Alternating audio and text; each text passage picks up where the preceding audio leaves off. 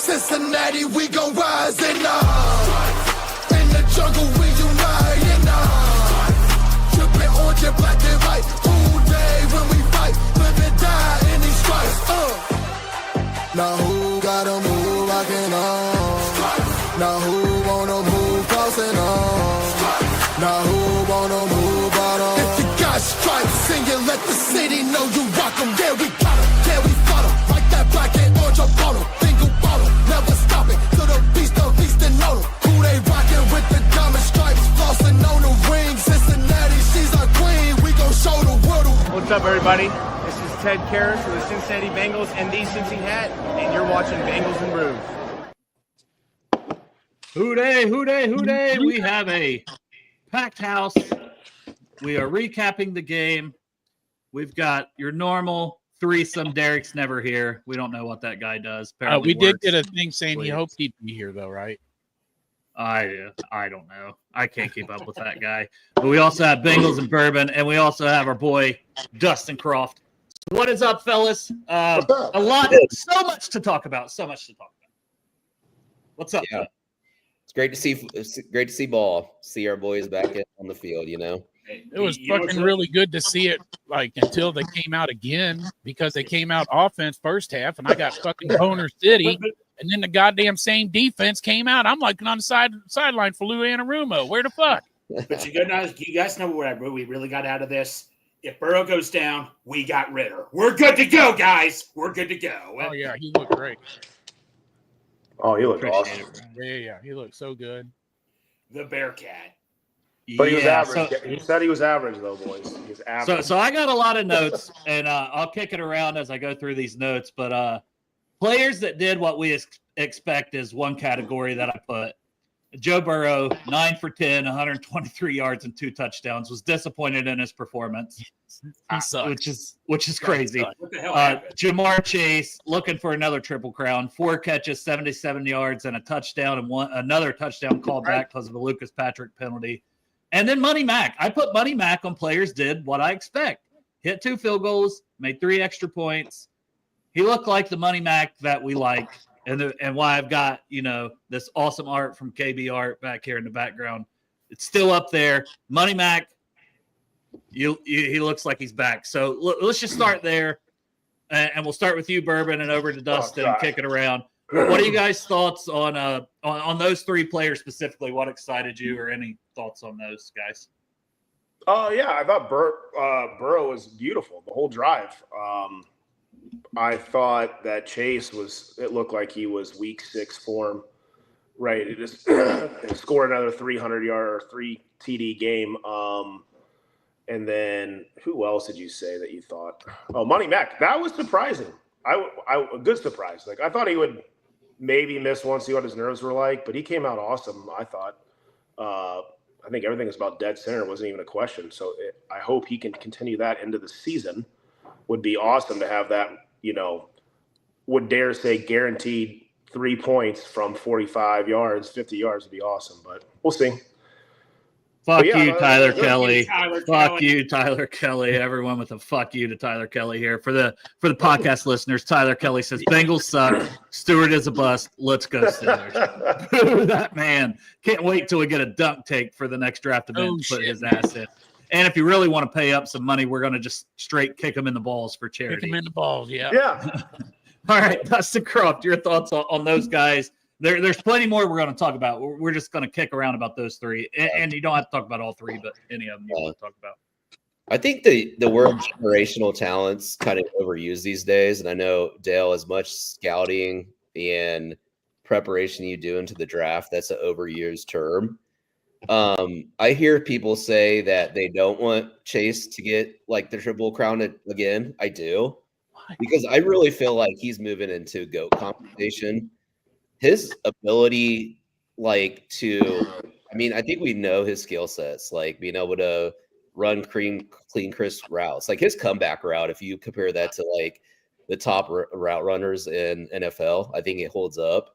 His contact balance, like some have mentioned that he looks twitchier this year. I'd have to agree with that.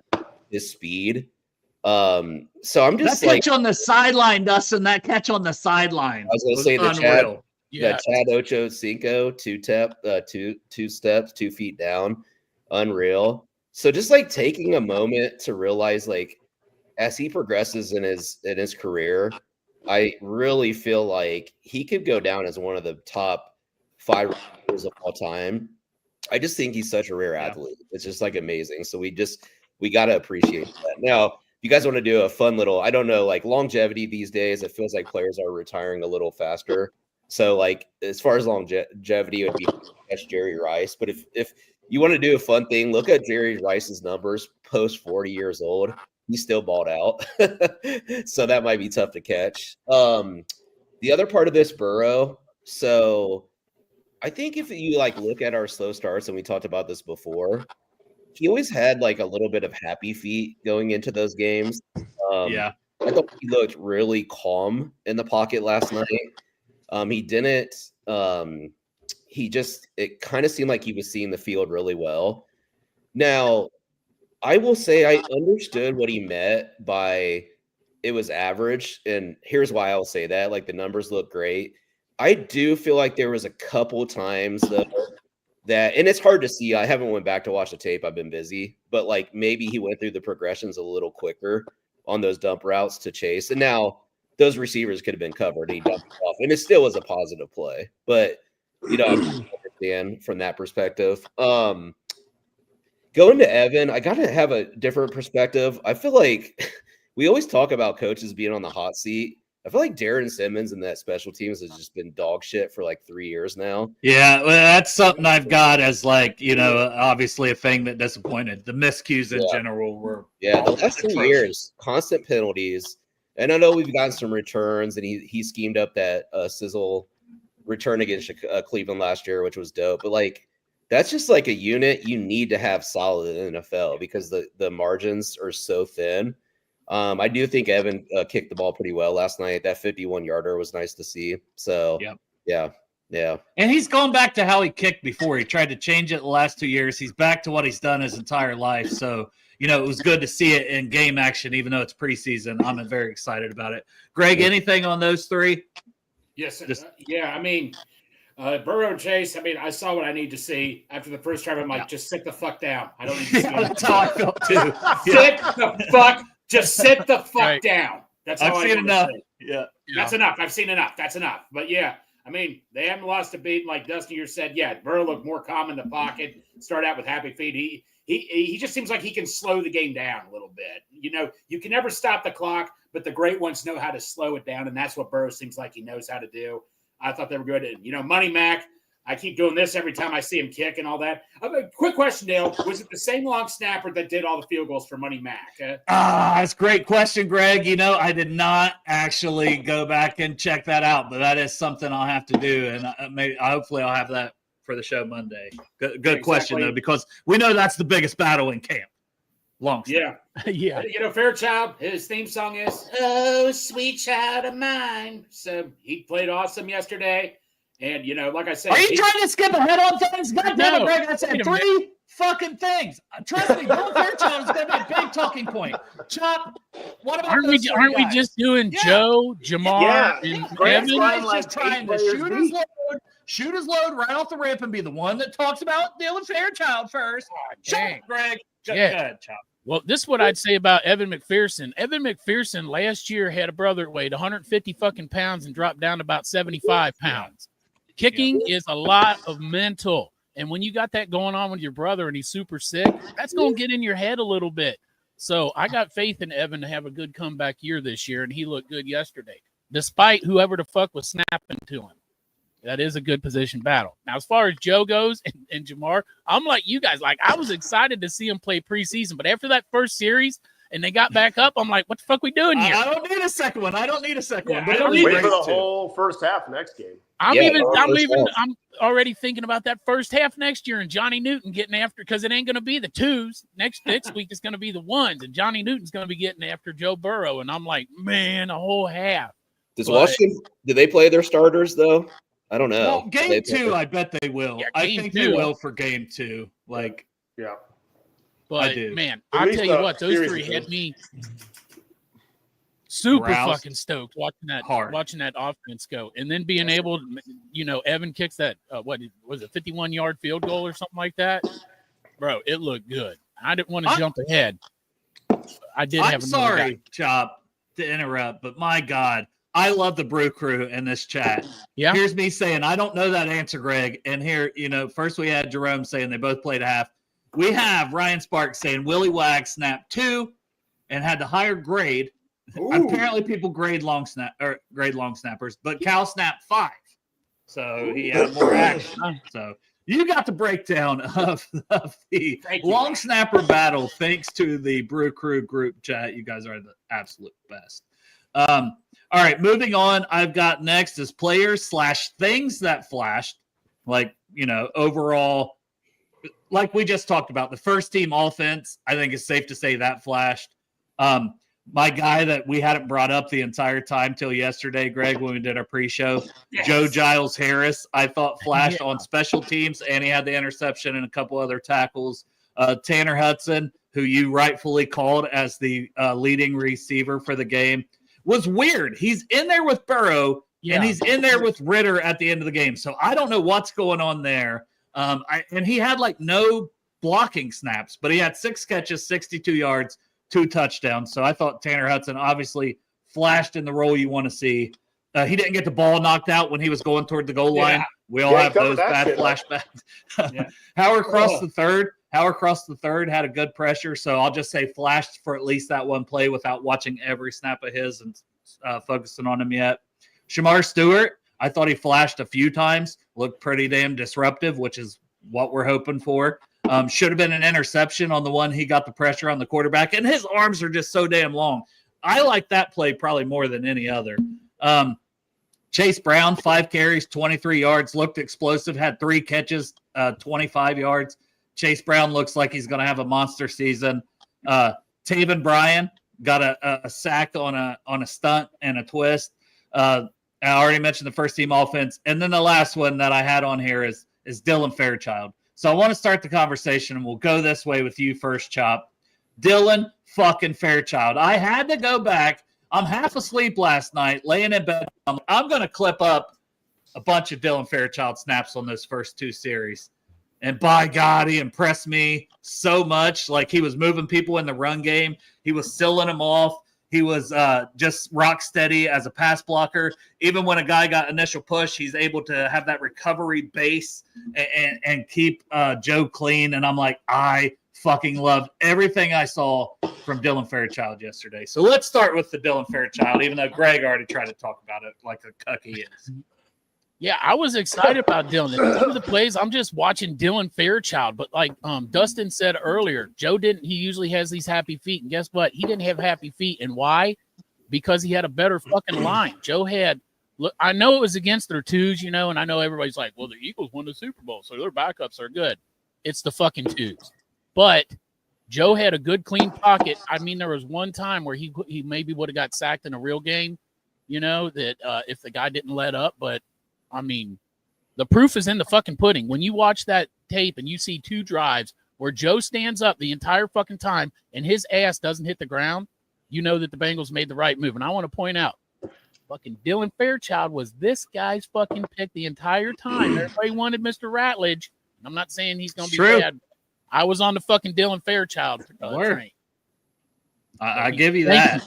Thank you, Pickle, for having me not be live. And go get your pickle shirt. Yeah. From the Chop Shop. Chop Shop, 513.myshopify.com. There is a pickle 63 shirt where he is a pickle. Yep. While you're doing that, man, order at Midwest Best Barbecue. Proud sponsor of the show. And when if you wear a Chop Shop shirt at Midwest Best Barbecue, you know what you get? You're a badass motherfucker. You're a badass motherfucker if you go into That's right. You get great service. Yes. Hey, that's a good point, T-Brook. The Eagles are deep at D-line, and, they have so much talent there. So we were facing what would be a lot of teams in the NFL's number 1s. That's just how damn good their D-line is. And a lot of guys that was playing for them, I was on the Eagles broadcast through NFL Plus, and they were talking about they expect big roles from all those guys. And one guy that Fairchild kept blocking was the kid from Nebraska. I'm blanking on his name, white boy. Robinson or something. I don't know why I'm blanking on his name. Ty Robinson. But Ty Robinson. Thank Yeah. you, Dustin. Mhm. So, yeah, he was going against a guy that they expect to have a big role for them, So, Greg, you want anything else on Fairchild, or you just want to plug Midwest Best Barbecue and plug stuff again when we toss it to you? Well, don't pitch if you watch this. I'll take it, Midwest Best Barbecue. I mean, I won't complain about that. But yeah, no, dude, just so awesome to see all the hype. You see all the analysts about. It's nice to finally see a guard that's getting some good recognition. I know it's the preseason and all, but it's better than nothing right now than seeing the guards we had in the past. So I'm excited for this. So that's all I give a shit about. I mean, if he looked like shit, we'd be pissed. You know what I mean? And he didn't. Now, Lucas Patrick, that's a conversation we'll have in a minute. But Dustin, your thoughts on Dylan Fairchild? Yeah, look good. I mean, that's why I want us to establish the run so much this year. It just gives the offensive line the ability to just be able to not be playing on their heels. Some of his run blocking was really impressive. I think he might have stuck Campbell's dick in the dirt one of the plays too. So yeah, really impressed by them. I mean, I walked away with our starting line. I know we'll talk about Lucas Patrick a little bit. I did like his nastiness, but watching the bookend tackles with just Orlando and Mims, just really excited about that. But yeah, Fairchild moves well, anchors really well. I mean, first preseason game, he's still going to have his lumps. He's still a rookie. Exactly. Yeah. I'm glad you mentioned that because I think people need to realize he's going to have some moments, where he gives up a sack and stuff in the regular season. But we got a dude. We got a dude as a rookie. Yeah, and I don't know on that touchdown pass to Chase on the out route. He blocked down. I don't know if it was his responsibility to peel off that and pick up the blitzer that actually, went downhill on Burrow. I mean, that could have just been a zero blitz. I don't know. I just didn't really see whose responsibility that was. But for his first time out, yeah, very positive. He looks like a dude. Sometimes it just trust your eye test. Yeah. And when you watch him out there, he just looks like a guy that can play for a long time in the NFL. You're right, Will. I am always talking about plugging things. Yeah. You're right. So, Matt, your thoughts on Dylan Fairchild, and I'll let you start then the rest of it. Who flashed to you? I talked about guys that flashed to me, but who else flashed besides Fairchild? But talk about Fairchild and how hard he made your dick yesterday watching it. Us actually have a good player at guard. So hard. Yeah. No, I agree with all what you guys said. It was nice to see. But also, the same thing would be the expectations that he's still a rookie. So let's not put him on a pedestal, But person that flashed to me, I thought Burton had a hell of a return. Yeah.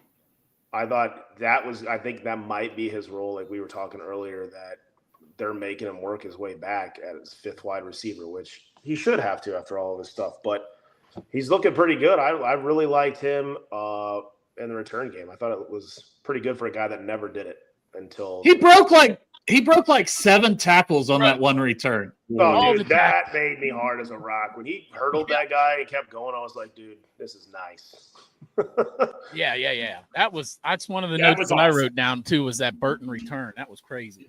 I will say, since you mentioned Burton, because I had that later in the notes, I just said Burton looked good as a returner, but he did little as a receiver. And then Chuck Sizzle, who we'll talk about later, was in there earlier than him. So I'm like, is he back in the doghouse? So, Dustin, I'll toss that to you with that question. Your thoughts on Burton, and then also who else flashed to you that you? Yeah, actually, my flash player was going to be Sizzle. I always felt like he's a guy that if you watch his college tape and when he got in the zone and got into a rhythm, there were some games he was unguardable. Go watch the game against Penn State, and goddamn it, who's the Steelers corner? Porter. Yeah, Porter. He clowned him the entire game. There was that deep out route that he had. I think it was a 14-yard pickup, just super cut on the dime, crispy route. So I mean, I was really impressed with him from a recent. Now that deep pass from Browning down the left sideline, he maybe could have hauled that in. But just watching him, just kind of the fluidity he moves with and his ability to get open, I definitely want to see him get more opportunities. So he Well, really and I want to admit something too. Sorry to cut you off, but I want to admit something. Chuck Sizzle's roster spot is safe. You were right, James Rapine. I don't like saying that anyone's right and I was wrong, but I'm going to say it. Yeah. Chase Brown flashed to me too. I mean, I know that's a kind of obvious answer, but just like watching him get to a spot that he wants to get to in like a blink of an eye, I just love like how he attacks holes and he knows where he's going. I mean, there's something to be said for setting up your blocks, but I love how he just gets downhill, his speed. So I thought like he played pretty well. As like he flashed for me as well. Greg, who flashed for you? Who turned you on? Well, Andre Isvash didn't do shit, by the way. Andre Isvash did nothing. Hey, to everybody that was coming at me over my guy, this is what I got to say to you. That's why I have to say to each and everybody right here. That's why I have to say my God, you're obsessed with that. 7 for 16, 91 yards, and 7 for 16. You act like that's good. 7 for 16 is below 50%. QB rating. You know what that is? You know what emoji that gets? That gets this emoji. I'll take that emoji. You know what Browning's emoji was? Oh my God. So if we're comparing, no, okay, yeah, but we're not. No one's comparing. They were both shit. But we're talking about players that impressed. And you say Desmond Ritter, who had a yes, I am saying that percentage. That's fucking impressive. Greg, what do you? Long ball pass, Dale. For Greg. guys been on the team for 2 or 3 weeks, I'll take that. I'm going to say Desmond Ritter. I'm not saying that because I'm a homer. Greg, You're a homer. Greg, what do you think about that play where Cole Burgess dropped it when Desmond could have ran for like 20 yards instead of stop. He needs to run. He needs to run a lot more. Desmond Ritter, for a guy that's been on the team for a couple weeks, I admit he overthrew a couple guys, but he threw a beautiful long bomb to another Bearcat, by the way. I'm just saying. Stop it. Des Ritter threw a touchdown. The only touchdown actually Burrow threw two, but get my point. He threw more touchdowns than Browning did, and Browning played way more than Ritter did. So I'm going to say Ritter Flash. You guys don't like it. Okay, all right. No, you're done. Stop talking. Chop, I'm going to you. Please don't say a guy who had a 40-some% completion percentage flash to you. I was 48. The whole time I was going to go with Chase Brown because my first initial thing right off the get, man, was it was Chase Day. It was Jamar Chase and Chase Brown Day because those drives, man, look, if Chase Brown runs if he plays an entire game like he played yesterday all season, bro, this motherfucker's in the Pro Bowl or all pro. He looked great yesterday. You know, that was my guy. And it's like Dustin said, it's the obvious pick because he's the leading running back. But he came in, and I don't think he picked up where he left off. I thought he advanced. He was better than what he was last year. And they said last year, if he made like the last 8 games he played last year, if he had that same average this year, he would pass James Brooks in all-purpose yards and beat a Bengals record. Now, if Greg wants to talk about practice squad people that flashed, I did think that Brightwell had a good return. I know. Oh, God. Yeah, I'm surprised Dustin didn't say that one because I forgot about we it. were texting. Brightwell looked really good on kick returns. You were telling me, Dustin, like you can't teach burst, and he has burst. He's got the vision. He looked really good as a kick returner. I don't think he's got a spot on the 53, but damn, he looks good. Damn. He should be. I'm already calling it. I would like for him to be our kick returner. What college did he come out of, Dale? I don't remember, to be honest. He came out of Arizona. Oh, Arizona, all right. Yeah. There you go. Yeah, he was with the Browns. I mean, in the Giants. Like he's made plays in his career. Oh, wow. Like, you know, I think he was a good pickup. Like, I mean, I just when I see a kick returner that just hits it like that and just has that natural vision, like that's the guy I want out there. And I kind of like my running backs returning kickoffs just because, like, you know, receiver, I don't know. I just feel like vision wise, those like running backs are used to like playing behind a line, blocking for them. Yeah. So I always feel like their vision's a little bit better than receiver on kickoff returns. So that's just I feel like also running backs will initiate contact where receivers will try to elude it a little bit better, you know. So when you got a running back in there going at it, he's going to come at you full steam. Yeah, he's pounding that hole. Yeah, he's pounding that hole. He might rough the snapper, you know what I mean? Yeah. And with the new rules of the kickoffs, there's always 2 guys back there. I imagine P. Ryan is probably going to be in that role where you just want him to block. But it's kind of like, why? Because if Perine gets the ball, I don't think he's going to have a chance to house one like somebody like Brightwell, or hell, I'd even put Taj Brooks back there before I would Perine, because if he gets it kicked to him, I think Taj Brooks might just bowl over like 10 people. Yes. But anybody else? I said Joe Giles Harris, Tanner Hudson, Howard Cross third, Shamar Stewart, Taven Bryan. Is there any of those guys that you guys want to talk about? I did like Howard Cross the third. I was watching him because I don't know why. Look, I know this dude was undrafted, right? But still, I see his undersizement, and I just got these hopes that he's our next Geno Atkins, because I'm fucking stupid, man. He's an undersized tackle, and he does have some pass rush moves. So in my head, that's where I'm at with Howard Cross the third. So don't do me dirty, Howard Cross the third. Greg, anything on Tanner Hudson? Like, because I want to at least talk about Tanner Hudson. If it comes down to 4, and it's Tanner Hudson versus Cam Grandy, who I didn't notice at all. Did he even play? No, but I know he's a blocking role the whole time. I was going to say he's a blocking tight end. Well, Dale, as you always pointed out, he is good on special teams. And when Simmons speaks up, they listen. If he says, I want to keep Tanner Hudson, I mean, because I thought when we got fanned, I know that. When we got fanned, I thought Tanner Hudson was the dead duck out of all of them and all that. So, but pick one, gun to head. Cam Grandy, Tanner Hudson, who makes the 53? If it comes down to it. Overall, Tanner Hudson. Yes. Name a business that's open 24 hours, 7 days a week. Tanner 7-Eleven Hudson. He's always fucking open. Yes. Always open. And he has Yeah. And he was able to take that. Mark Chase has already been 7-Eleven. So Tanner. Yeah, you can't. Walmart. Tanner Walmart Hudson. Whatever.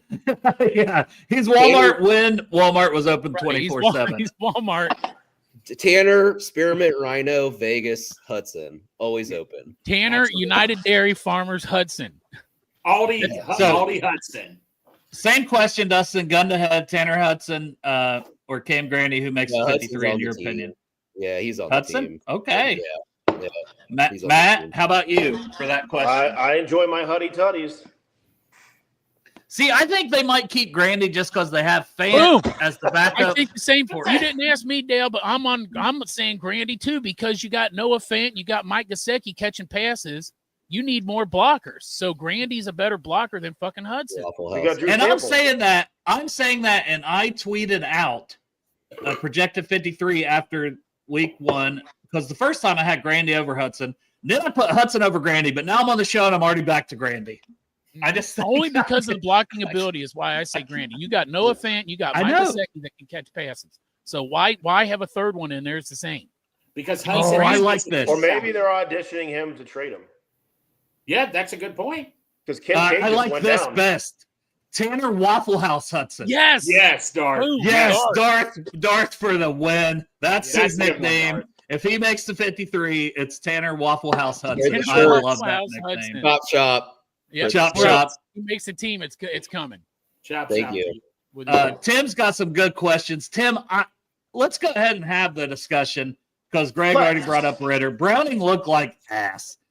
There's no two ways around it. I still, in my projected 53, put Browning because I just think if you don't have Burrow, you're fucked either way because neither of them look good. I don't know how anyone could say like player that flashed was Desmond Ritter. That would be the dumbest fucking take I've ever heard if someone said that.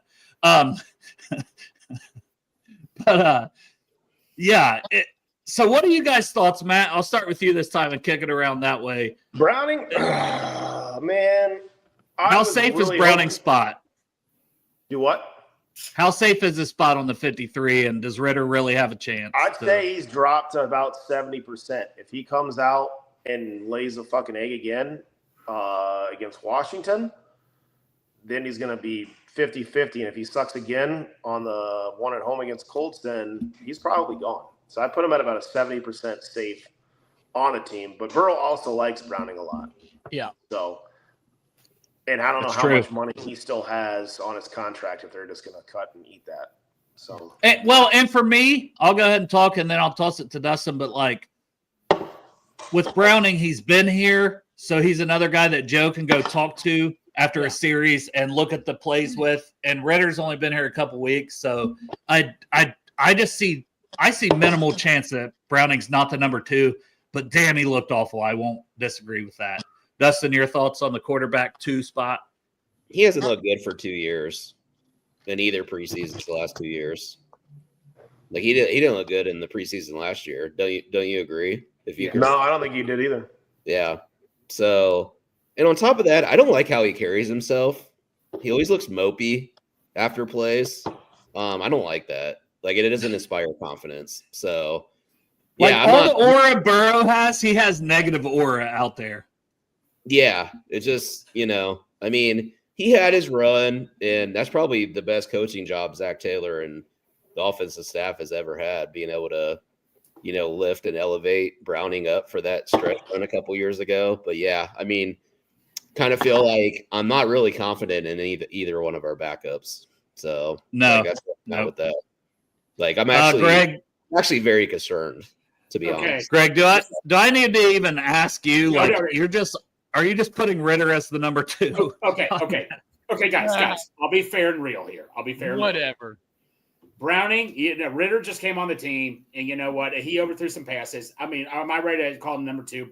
Probably not. But Browning, Jesus Christ, man. I mean, that was embarrassing. He did not do anything right. Like that was just he played. All right, my food comparison for him yesterday was a piece of dry toast with salt covered on it, a big pile of salt covered on it.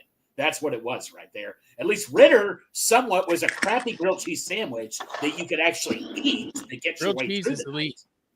Bro, you bring up grilled cheese with every player somehow. Yeah. You find a way to get grilled cheese. This is my grilled cheese. It doesn't make sense because everybody else besides you, Greg, loves grilled cheese. Yeah, tell that to other people. But I mean, it was a good comparison when you brought it up for Andy Dalton. Restaurant based on grilled cheese. Yeah, oh man. Okay, we'll call it ham and cheese. Let's just call it ham and cheese. Greg's quarterback meter is grilled cheese. Is he north of grilled cheese or south of grilled cheese? Last one before we move on to the disappointing side of things, and then we'll talk about some other things too. But Shamar Stewart, I feel like everyone should have a chance to. I don't even remember going, Dale. Woo. Oh, sorry. You were just that fast, man. What the fuck? Browning or Ritter? Sorry, Chop. And then you lead it off about Shamar Stewart after. Well, this is what I'll say about Browning. Holding Joe's clipboard is a fucking job. It's not just the backup quarterback. Holding Joe's clipboard, someone for Joe to bounce shit off of when he comes to the sideline, is a job. And Jake Browning's been doing that job for the last years that Joe's been here. And so Desmond Ritter to come in here and upset that, he's going to have to show out way better than whatever Greg said, 1 for 24. But that one deep ball, Chop, is what got in that touchdown. I do love a good story. Desmond Ritter's. He has one of Greg's 4 needed touchdowns. He has one. 3 more. If he would have thrown that to Yoshi, Greg wouldn't have been able to come on today because his blood pressure been so low from that giant fucking hard on. Anyway, Shamar Stewart, I thought he looked like he did in Texas A&M. He was crazy all over the place, creating pressure and no production. I'm happy to have him there because of the production, but there was one play, and I wish I would have wrote down which it was, but I kind of felt like he stopped and he looked around like, what's going on? And then he dove in and attacked the ball. But like you guys said, there's, college football is not the same as NFL, so a rookie's going to have his lumps, and I still got a lot of faith in Shamar Stewart. I think that even if this dude doesn't have the production, he's going to, if he can create the disruption without the production, it's still going to help our team immensely because they're going to be so worried about him. They're going to not see Miles Murphy or Trey Hendrickson coming. Well, Miles Murphy was very disappointing. But with Stewart, I want to say this before I toss it to you, Greg. Production, how do you define production? If you define it by sacks only, then, he didn't have a sack. Yeah. But he had a tackle for loss. He had a quarterback hit on a pressure, and he had another quarterback pressure that should have been an interception. So those 3 plays are game-changing type plays. So to me, that's production. So those 3 plays were incredible. That was better than his last year at Texas A&M, too. So we'll go ahead. I'm just kidding. I actually love you, Shamar. Come on the show. It's just business. But Shamar, though, man, I mean, he was being disruptive. Like I said, I always, if you didn't have any sacks, then that's not a good career. But dude, Dale, as you always pointed out, Pressures are just as important as sacks. He was being disrupted back there. Shamar Stewart, in my opinion, has the making of a ribeye from Texas Roadhouse, and it's good every time. It's good every time. That's what he is. I'm going to call Texas Roadhouse, have it called the Shamar. If their ribeye was any good, you wouldn't have to drown it in that fucking nasty ass A1 and A1 sauce, along with the A1 sauce. Their ribeye can't be that good. We'll call it the Shamar eye. I like that. All right, Dustin. You want to compare Shamar Stewart to a food from preseason game 1? Maybe like I like my steaks cooked medium, so probably like a medium well steak. Like without A1, right? Like it's cooked so good you can just eat it plain because it's it juicy. Like a man flashes like you're talking about. I still think his conditioning's not quite there. It's like none of these guys have played football in a long time in live action, so I think he's getting ramped up. I mean, you see the speed, you see the explosion. I think like one of the pressures that you mentioned, like that was like a 2-step drop, and he got pressure on the quarterback in one of our few third down stops I think we had. So that was nice to see.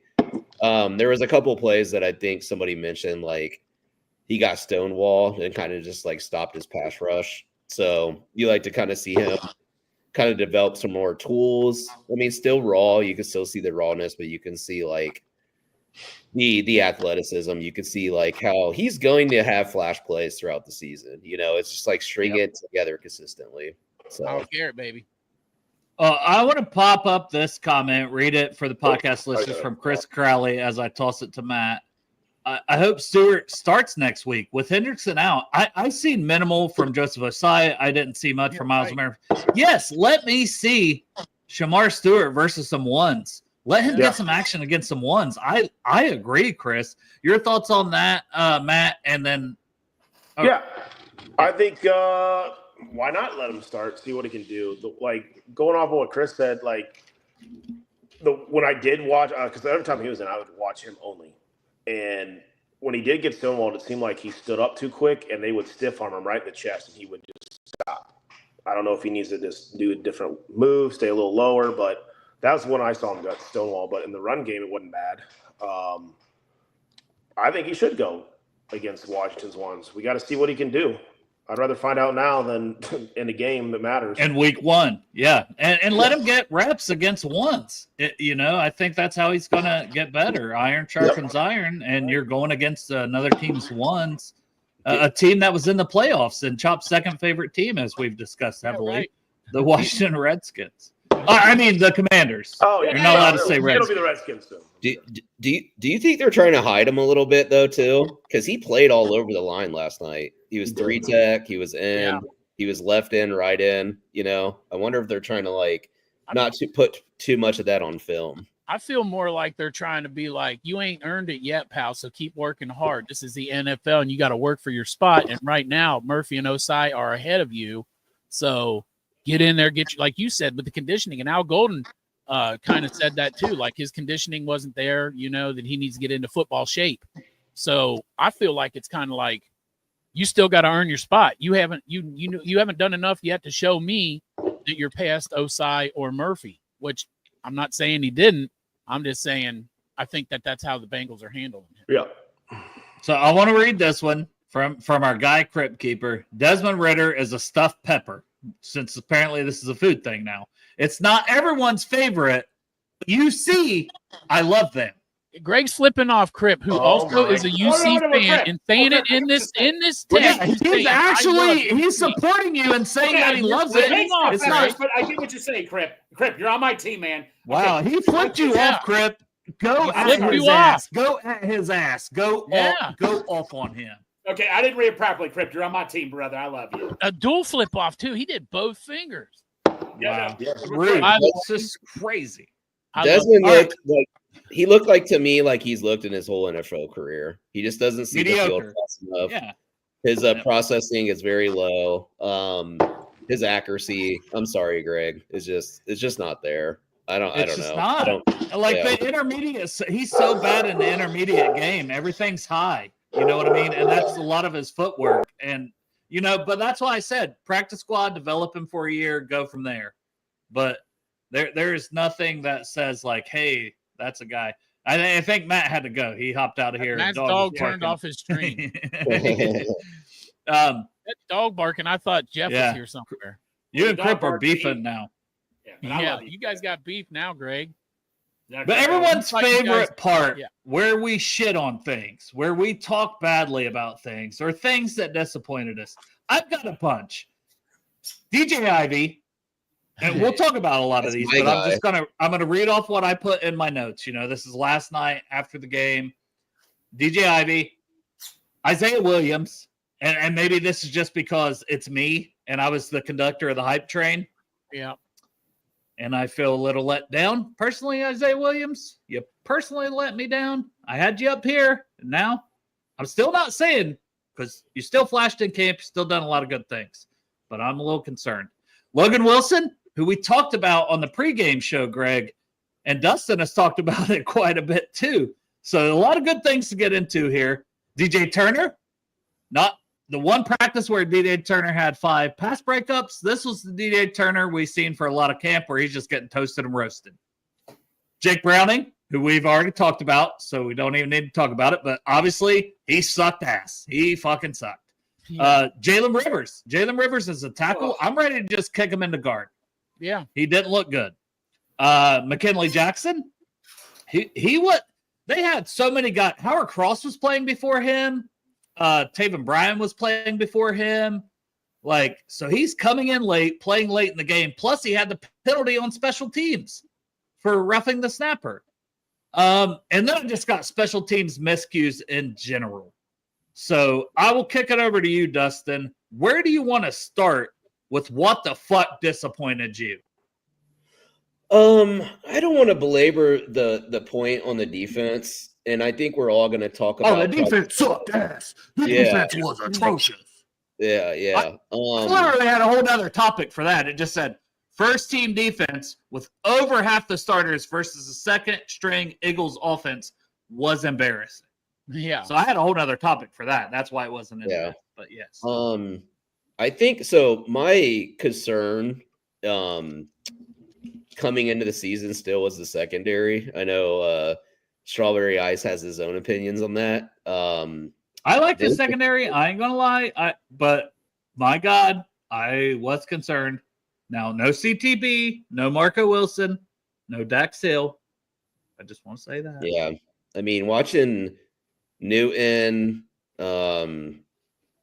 Ivy. I mean, Newton looked okay. I thought Newton looked okay. He was okay. He was okay. He was like, yeah, you know what I mean. Just a fucking easy ass interception.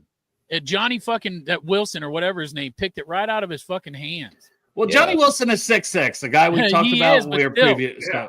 Hey, but they're both playing in the NFL and they're playing against each other. You got to pull it down to win that rep, and he had that fucking ball right in his hands. Yeah, I don't disagree, but they just were getting beat on basic routes too. Darius Cooper, I saw Ivy try to get a jam on him. I've got a whole thing for the Eagles at the end, or the team from Philadelphia, I should say, because I say that weird. Yeah. So secondary, very disappointing. I thought the D line. I thought in the run game it was more like linebacker play. So, I don't know what Logan. I texted you immediately, Dale, on that Shipley run. I don't know what Logan Wilson was doing.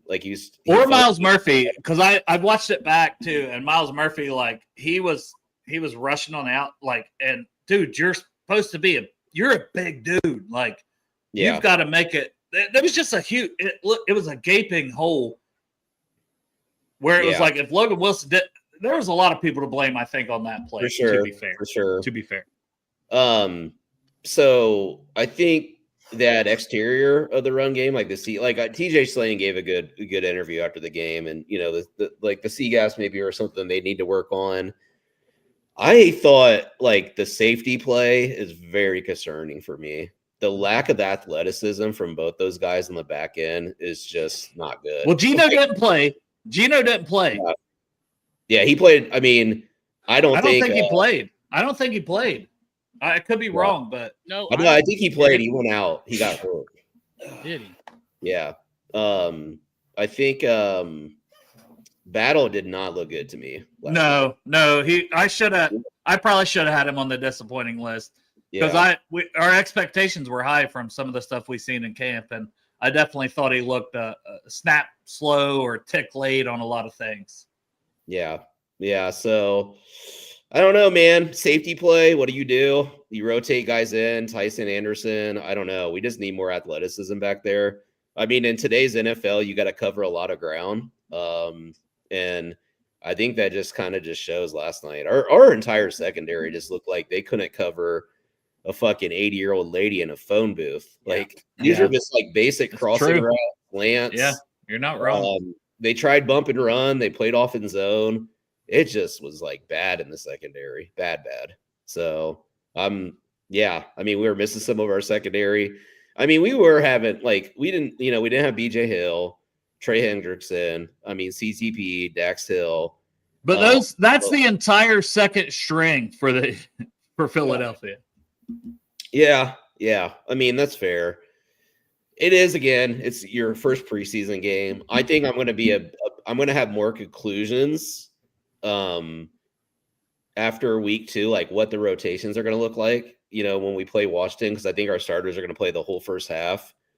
We are probably going to have to be patient this season. I feel like the first month of the season, you probably aren't going to be able to draw full conclusions with the defense until October. Specifically. Yeah, with the defense specifically.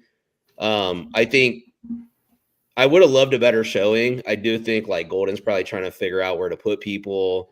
They could have been trying stuff in the preseason. Well, Zach came out and said they were very vanilla on the defense. Yeah. They didn't want to show a lot. So to be fair to the defense, but I'm sorry, my PTSD was real, and I was one of those people on Twitter flipping the fuck out, Dustin, because you were like, people are already flipping out. I said, I am people. Yeah. I got PTSD from that defense. Yeah. Well, he also said he let him play man to man, and they lost man to man. I mean, Ivy was getting burnt like CTB against Carolina last year when he was trying to bump and run and that Cooper kid just ran right by him. He completely missed a jam on a crossing route. It's like, holy shit, All right, that may be the comment of the show. There's been a lot of great comments. The chat's bumping, but they didn't want to show a lot? ? Yeah. Well, they succeeded. Yeah. Hey, Dale. Guys, Stephon Gilmore. I'm just saying. I know, I'm not trying to. Asante Samuel Jr., Greg. Asante Samuel Jr. But Chop, remember we had this discussion. You said you want to develop these young guys. I'm sorry, man. DJ Ivy, I know it's preseason and all, but knock on wood, we need to get Stephon Gilmore, Asante Samuel. Where you living at? I'll pay for your flight right now to come here to Cincinnati. I'll pay you to go to be on the team if I have to. I'll sell my house. I think DJ Ivy showed us that he has a spot on the roster still. It's very safe, especially right now. And Marco Wilson's hurt too for the back end. I think they both have a spot on the roster. But Ivy kind of showed he doesn't necessarily need a bigger role. Right. DJ Ivy can just be that guy that guards tight ends. That's probably his role, and that's probably who he is, and that's probably how he'll make his money, kind of like Trey Flowers. That's just who he is. That's what I saw. And obviously we're overreacting to one preseason game, but at the same point in time, it's your third year in the league. We're expecting a lot. You're going up against 2s and 3s, and you didn't look good at all. You looked off. 1 year he was hurt, though, so you can take away the 1 year. I know. Well, the end of the year into the second year. I'll say this. No, going back to what you said, I thought Yoshi could have taken over for T, and I was dead on wrong about that. But you use Yoshi as a red zone target, kind of like what you described with Ivy. Maybe just use Ivy as guarding the tight ends like we did. Remember, Trey Flowers was a bust when we signed him. We said to Trey, hey, this is what your job's going to be. Cover the tight end. He did a good job at it. Maybe, like you said, Dale, we just find a different role for Ivy. You know, not tell him to be a full-time starter. But, like I say. He's definitely not a full-time starter. Yeah. Yeah, and one last one, not to hog the time, but Myles Murphy just plays too high, no pass rush moves. Even the velocity he plays with, it just kind of looks average. It looks like he's just not into it. I don't know what it is. It just when I see him out there, it's just kind of like he's just he looks like a third stringer. Like, and he should have dominated against backup linemen. He should have looked dominant, and that's what scares the hell out of me because this is year 3 for a first round pick, and Shamar Stewart. That's why I'm like, I want to see Stewart earlier because, like, in his first year, he's already flashed more in practice and preseason than I've seen Murphy flash in 3 seasons now. It's crazy. Chop, you're up. This is what I was going to say. I'm pretty sure that Joe's day, the whole first part of his day, was at home reorganizing his stations because now 4 out of 7 stations is dedicated to how to score more points than the defense allows. Because once again this year, he's going to have to go out and average like 30 points a fucking game if that's the defense. Might have to be 40. Might have to be 40. Might have to be 40. 80. This bullshit about they're playing vanilla, I don't give a fuck, man. They played vanilla, and that vanilla tasted like shit. It was not good. The secondary was trash. I know that you know, we talked about Josh Newton earlier when you were saying he had a bright spot, but that one interception was it was touched both his hands. Yes. And then Johnny Wilson just picked it out of his hands and came up with the play. It was a great play by Johnny Wilson, a horrible fucking play by Josh Newton. The secondary looked like shit. The entire defense looked like shit, if you ask me. It's first preseason game. The next one, let's see what happens. Like, I still feel, to tell you the truth, I still feel like our defense, I still feel about the same as I did going into the game. You know, and I know that preseason's preseason, and they don't show a lot in preseason. So let's see what happens against the Commanders. I'm still excited about our front 7. I think, like, our secondary is what worries me all season. Because, like, in Al Golden's defense, you got to be able to cover people because he likes to blitz. Well, and the linebackers, too, because you got rookies, and then you got Oren Burks, who's new to the team, and then you got Logan Wilson, who it looks like maybe he's lost a step. Yeah. And he's not getting it back. You know, something Dustin's talked about for a couple seasons. You're like right. that Exactly. step isn't coming back, unfortunately. Let me ask you guys this. This may be very, very, very, very drastic. Would you consider cutting Miles Murphy? No. He's still on a rookie contract.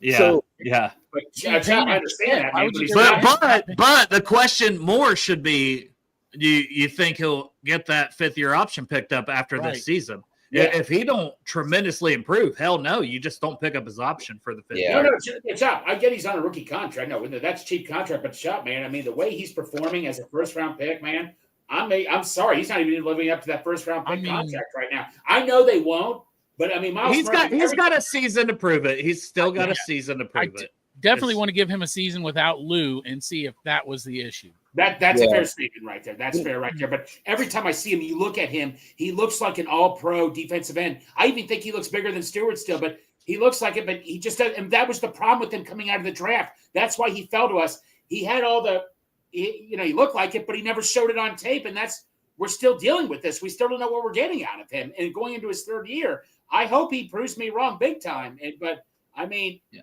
kick you in the nuts, right? We hope that Miles Murphy wants to kick you in the nuts a year from now because you love to say that. I need you to make me a shirt. Everybody kick Greg in the nuts. I'm going to put a little target on there. Make it extra. Things down in front of your ball sack. Yeah.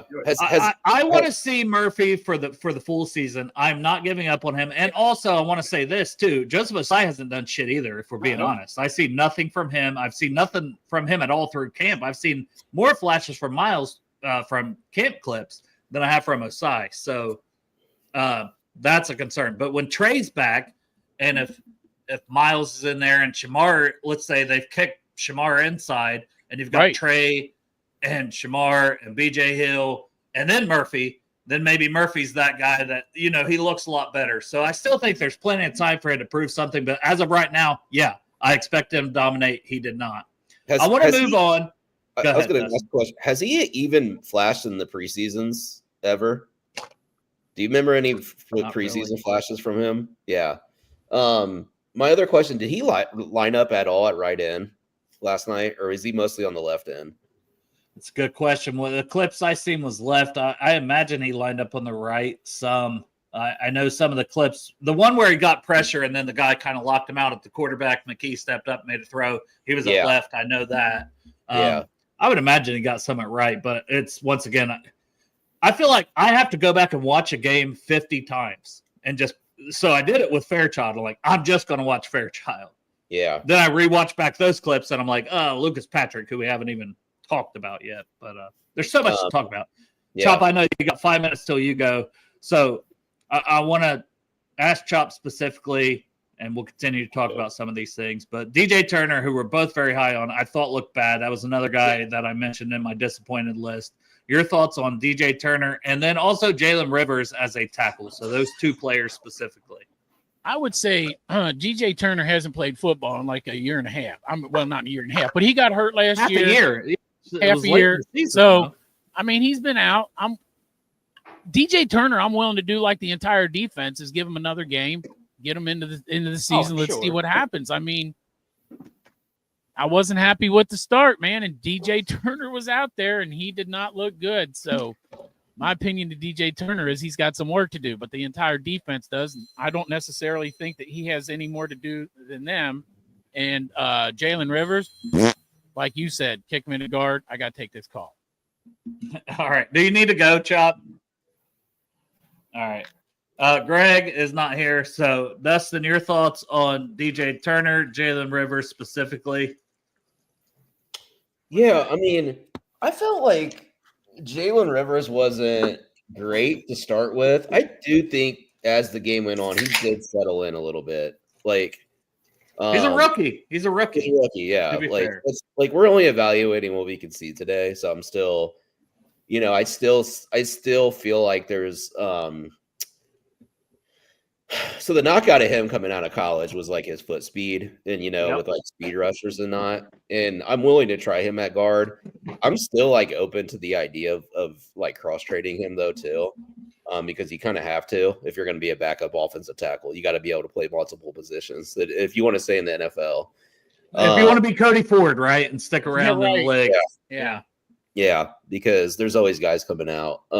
So for his own personal development, and then, DJ Turner, like Chop mentioned, he hasn't played football for a while. I mean, I think his camp so far carried over probably what we saw in preseason last night. It kind of looked like he got turned around a couple of times and just kind of struggled. So, it's a process. He, hopefully he comes along, but, it's just like one of those things that's just kind of like, wanted to see more from that, I guess, especially against like wide receivers that we're probably never going to hear about again. I will say this: Jahan Dotson played for the Eagles. Johnny Wilson, he's a good player, and Aeneas, and then that Darius Cooper guy looked amazing for them. So the 4 players that I think will actually play decently well for Philadelphia. Yeah, I agree with that. Hey, real quick, I'm going to dip out. Love you guys. Sorry I couldn't stick around longer. These goddamn kids, I got to go pick the car up from the shop.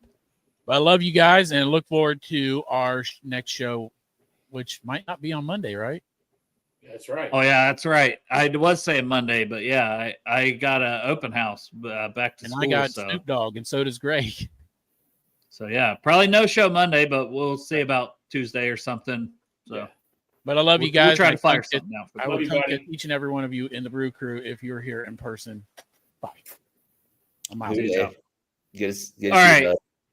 Greg, any thoughts on DJ Turner, Jalen Rivers? And then I want to talk about one more player specifically on the DJ Turner, man. I'm that's another reason I want to get Stephon Gilmore or Asante Samuel Jr., man. I'm just really apprehensive. Having him as a starting corner, man. I mean, I just don't know, buddy. I want. He's got the speed, but man, he shows flashes, but it's inconsistency, man. You know what, man? I compare. No, I'm not doing a food comparison. Former Red kind of reminds me of Jay Bruce. Jay Bruce would go on these. He was one of my favorite players ever. He would be batting over 300 for 5 games, but then for the next 5 games after that, you'd be lucky to see him bat over 100. He was so streaky at times it just drove me nuts. This is what kind of reminds me of DJ Turner a little bit. here. Maybe even Adam Dunn, it's a dinger or nothing. It's a pass breakup or it's you're getting burnt all game long. Yeah. I'll say this about Adam Dunn. I was the biggest Adam Dunn criticizer. I'll say this though. I miss his long bombs. I miss seeing those long bombs. Yeah, I loved Adam Dunn personally. But one every 12, 20 at bats and 18 strikeouts, his long bomb homers were worth it. Oh yeah, his game fits perfectly for today's MLB. It does. Yeah, it really does. But back to Rivers. Dale, I saw you post clips. I mean, Rivers, man. Oh God, we need you made it. So who was the swing tackle in free agency? His name what was his name? George Fant. George Fant. He had a workout with the Buccaneers after Tristan Wirfs got cut, but I don't think he signed. And that's a guy that's been in the league a long time. He's a decent pass blocker. He barely got any snaps last year. It was very minimal. He signed late, but 2023 his pass block grade per PFF was like close to 70. And it's like, I don't know, as a swing tackle, a veteran, I want depth. Cam Fleming's the guy I thought we should have brought in last year. He's still out there.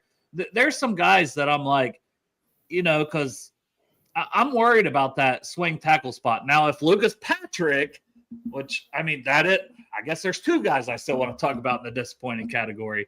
I guess we'll just start with Patrick. I was going to add something. Patrick. I was to the DJ Turner, not to cut you off. But the tough part, maybe why we're being critical on some of these guys, we're like 3 years in on some of these dudes, Yep. And we're still talking about making flashes and stuff like that. And it's just like, I love development of players and being patient, but man, the NFL moves fast. Like these guys got to start showing something. Murphy, Turner, we're not talking about rookies or second year players anymore. So. Nope. Yeah, but no. I want one quick thing about Rivers. Like I say, I hope he can play guard, but he certainly does not. I don't have his trust. And I know he's a rookie, so I can't jump on him too much or anything. But maybe try him at guard, see what happens, man. But like I say, Dale, the swing tackle position—that's another concerning thing for me right now. Well, and we talked about this on the draft show when he was drafted. Me and Divine, we're talking about we think his best position is probably guard, but it's nice to have a guy that can kick out and play tackle in an absolute pinch because sometimes you're down to Isaiah Prince in a Super Bowl. You know what I mean? And I would feel good that my guy has developed Jalen Rivers, throughout the season. And also Scott Peters, you're a little on the hot seat for me already. Overreaction. You want to talk about an overreaction from a preseason game one? That second team O-line looked terrible. But the first team O-line looked decent enough outside of Lucas Patrick. So I want to talk about Lucas Patrick because he had some good reps. He had a pancake. He had a bunch of good things, but he also had a couple whiffs, and he had that penalty. And obviously the penalty was a killer. And we're assuming he tripped. I don't know what the hell he was doing on that penalty. Yeah. I thought Lucas Patrick got up and down. But I do feel like Lucas Patrick showed something, and this is a guy who's been injured all through training camp. So I'm willing to give Lucas Patrick a little bit more of a leash, I still think maybe Lucas Patrick could be okay at right guard. Now, trust me, I would love to sign Brandon Scherf. I'm not saying I wouldn't. But I thought Lucas Patrick at least showed something, especially a guy who hadn't really been through a full camp yet. He just came back. He was injured in mini camp. He was injured, partway through training camp. I feel like Lucas Patrick, there's maybe a decent player there. Obviously, it's not ideal because I want to protect Joe the best I can. But, Dustin, your thoughts on Lucas Patrick and his performance yesterday? Yeah, like you said, up and down. I will say I do like the nastiness that he showed. He's trying to get after dudes. So I think we need a little bit out on the line. But definitely on a few of the pass pro sets, it looked like he just kind of whiffed. So, that's a little bit of rust. I mean, he's been in the league for a while. I feel like removing some of those mistakes will come along with playing time. Now, do I want to upgrade the right guard still? Hell yeah. But I'm willing to kind of let him kind of get back from this injury, go into the season a little bit. I think I'd be fine with him as our starting right guard. Again, would love to upgrade. But definitely an up and down performance. The pass pro stuff, there is a couple times where he I think he anchored pretty well. He can handle a bull rush. So Kappa would just get pushed on his ass.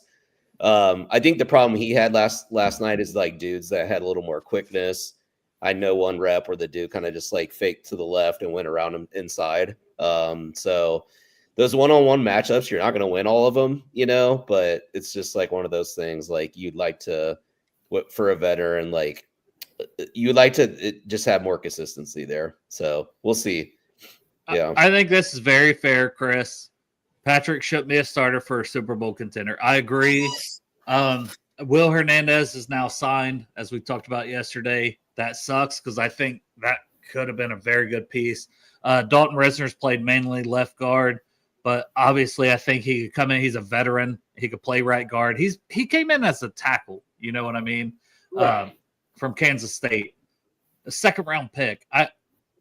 It's a guy I would bring in. Brandon Scherf, I'm just going to assume he's retired. Yeah. There's Isaiah Wynns out there. Somebody brought up to me earlier today on Twitter. I loved him coming at it. I did too. And versatile, tackle, guard, center, and a pinch. So, like, I would just bring guys in. Somebody mentioned Jedrick Wills on Twitter earlier. Last I heard, he's setting out the season to try to get fully healthy. I don't think that guy likes football. And Scott Peters knows him from time in Cleveland when he was the assistant for Callahan. So I don't think that's an option. But, yeah, I think they're going to roll with who they have. But I would like to see Matt Lee come back. I would like to see Matt Lee come back and actually get a shot to play right guard. I would like to see Rivers kick in and get a chance to play right guard. But at the same point in time, it's going to be probably Lucas Patrick. They have Joe Burrow out there. It wasn't Cody Ford who played. It was Lucas Patrick. That tells me everything I need to know. A guy that's missed some of minicamp, missed some of training camp. Lucas Patrick is their guy to start the season, unless they bring somebody in. But I don't see them doing that. It's just not a Bengals thing to do. Yeah, but I mean, they would like Cody Ford to probably stay as a swing tackle. I think they want Lucas Patrick to start for sure. So, I mean, because they have Ford to be like, and they don't even have to put it on Rivers. Any injury, even a play, even a series. Cody Ford left tackle, Cody Ford right tackle, Cody Ford left guard, Cody Ford right guard. That's 4 positions, and that's what we talked about. That's his role.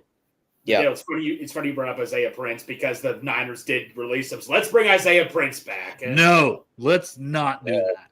No, he's a Buckeye, Dale. I don't care. I didn't like him when he was with the Buckeyes. That says a lot. I didn't like him when he was with the Buckeyes. So when he was protecting Joe Burrow in that Super Bowl as our starting right tackle, I was like, oh, fuck me, this isn't good. The last guy I want to talk about though, for players disappointed was McKinley Jackson. I mentioned him earlier. He was playing late in the game. I didn't see any flashes. I know we're talking flashes, but if it's a guy who flashed some last year as a rookie, you want to see a step in year 2. You want to see a guy, pushing for snaps like early. And I see nothing that shows me.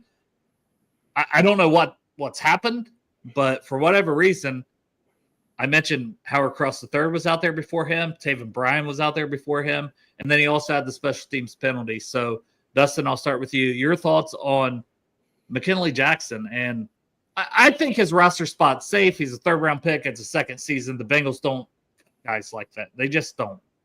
Yeah.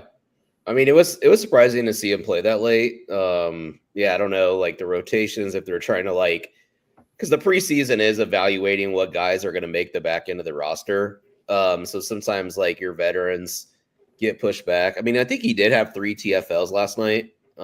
McKinley did. Did he? So, okay. Yeah.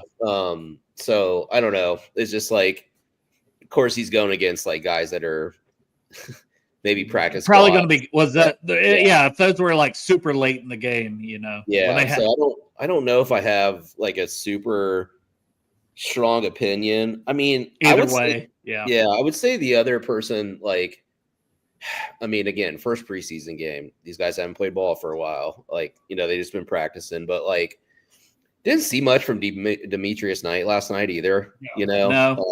So really no flashes there. I was, really that long run. I will say that long run too was he didn't get around the guy that was coming to the second level to block at all. Didn't show enough effort to do that. Like I said, there was a bunch of guys to blame for that long Will Shipley run in the first Philadelphia drive. Mm-hmm. So I feel you. Yeah. I'm gonna I want to kick it. So I want to say Chuck Sizzle, we already talked about as a guy who flashed for you, but I just want to mention 3 catches, 41 yards on 6 targets. So Chuck Sizzle, I've already said good job, but I'm going to mention it again because it's in my notes. So sometimes you gotta eat shit, you know. We'll see. Yeah. I still wonder if he can stay healthy. Like that was something I said before. Like, dude has talent, but he's older and he's not been able to stay healthy. So I hope he does because I like Chuck Sizzle.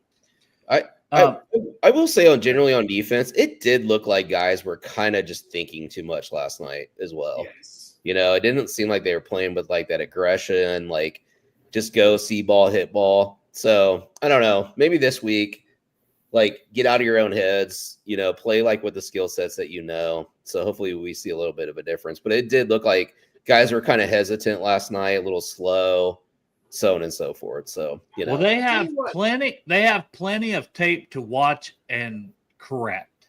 I will say that. Go ahead, Greg. Yeah. I tell you, Cam Sample, he came in there, made a couple of nice plays. I thought. He was part of that Taven Bryan sack, I believe. Yeah, exactly. At first, I thought it was Stewart. No, that's Sample right there. And I even said the Sample. I thought would be the odd man out because I kind of suggested to you one time, Dale, what about Clowney and all that and stuff? That he's still out there. I threw that out there, and someone asked me, who would you cut? And I did say Cam Sample. But I tell you what, man, Sample, because you remember, a lot of people in the draft loved Cam Sample coming out of college. He had rave reviews, but he had injury issues and Sample. I don't know, man. What's your guys' take on Cam Sample right now? He's a guy, I think that's versatile. I think he's a good, 50 in. And listen, I love Seth Johnson, but he's currently hurt. So I'm not going to talk about Seth Johnson because he didn't play, but I love him. So this isn't. But I think Cam Sample is firmly on the 53 because that versatility where he can kick inside. And he's just one of those. He's one of those consistent guys that you can at least put out there if there's some injuries or you need him for a few and you need him to play against a run. You need him to rush the passer. He's not flashy. He's not great, but he's solid. And every team needs a good, solid player. So yeah, I think he's pretty safe. And then Chris says, no Jenkins love, 5 tackles and only about 14 snaps. I need to watch back where I just focus on Jenkins.